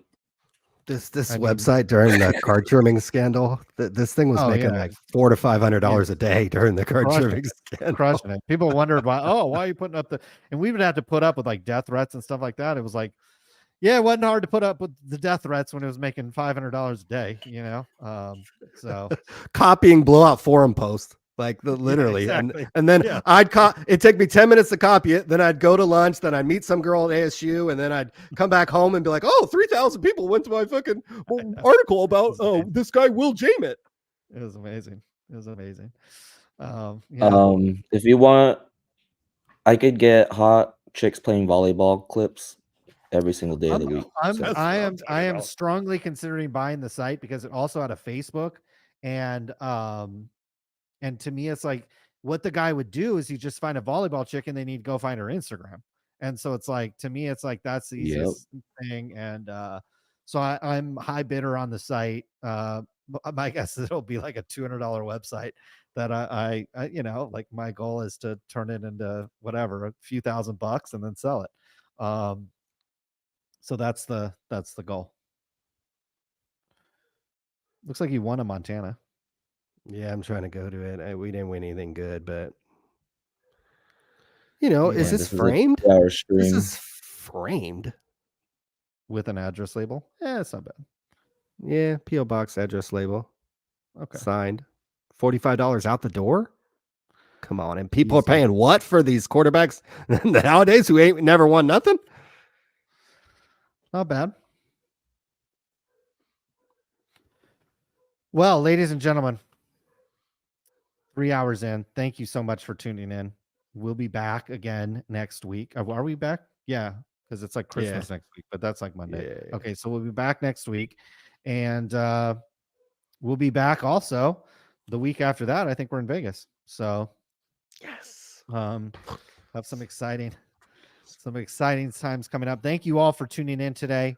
We'll be back some other time, some other place. But for now, we're out of here.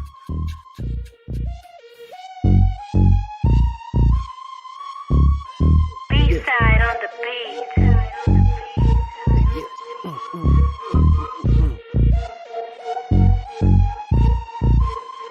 Vegas. What's going on with that PPP? You done a lot of talking, not a lot to see. Up in the millions like 2.3, but Geoff got it all, getting off scot-free. Trying to talk tips like we talking about stock, but you're talking about men printed on called stock. When you open your mouth, I take it with a grain of salt, cause the market's down and you're a clown, it's all your fault. You ruin the hobby I love with your bullshit. Geoff Wilson. You ruin the hobby I love with your bullshit. Geoff Wilson. Did you dip, Geoff? I think you dipped, Geoff. What you talking about? I don't think you dipped yet. Willie's doing shady shit like the GOBs, like his whole failed thing with them NFTs, taking money from the people to pay. Most of them are broke, but that's okay, he's getting money. Even better, tax-free, loving all the stimulus from PPP. You ruin the hobby I love with your bullshit. Geoff Wilson. You ruin the hobby I love with your bullshit. Geoff Wilson. You ruin the hobby I love with your bullshit. Geoff Wilson. You ruin the hobby I love with your bullshit.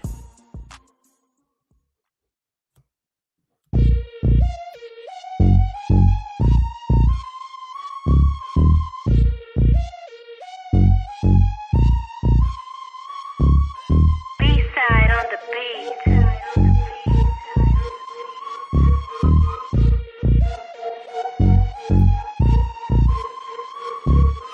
What's going on with that PPP? You done a lot of talking, not a lot to see. Up in the millions like 2.3, but Geoff got it all, getting off scot-free. Trying to talk tips like we talking about stock, but you're talking about men printed on called stock. When you open your mouth, I take it with a grain of salt, cause the market's down and you're a clown, it's all your fault. You ruin the hobby I love with your bullshit. Geoff Wilson.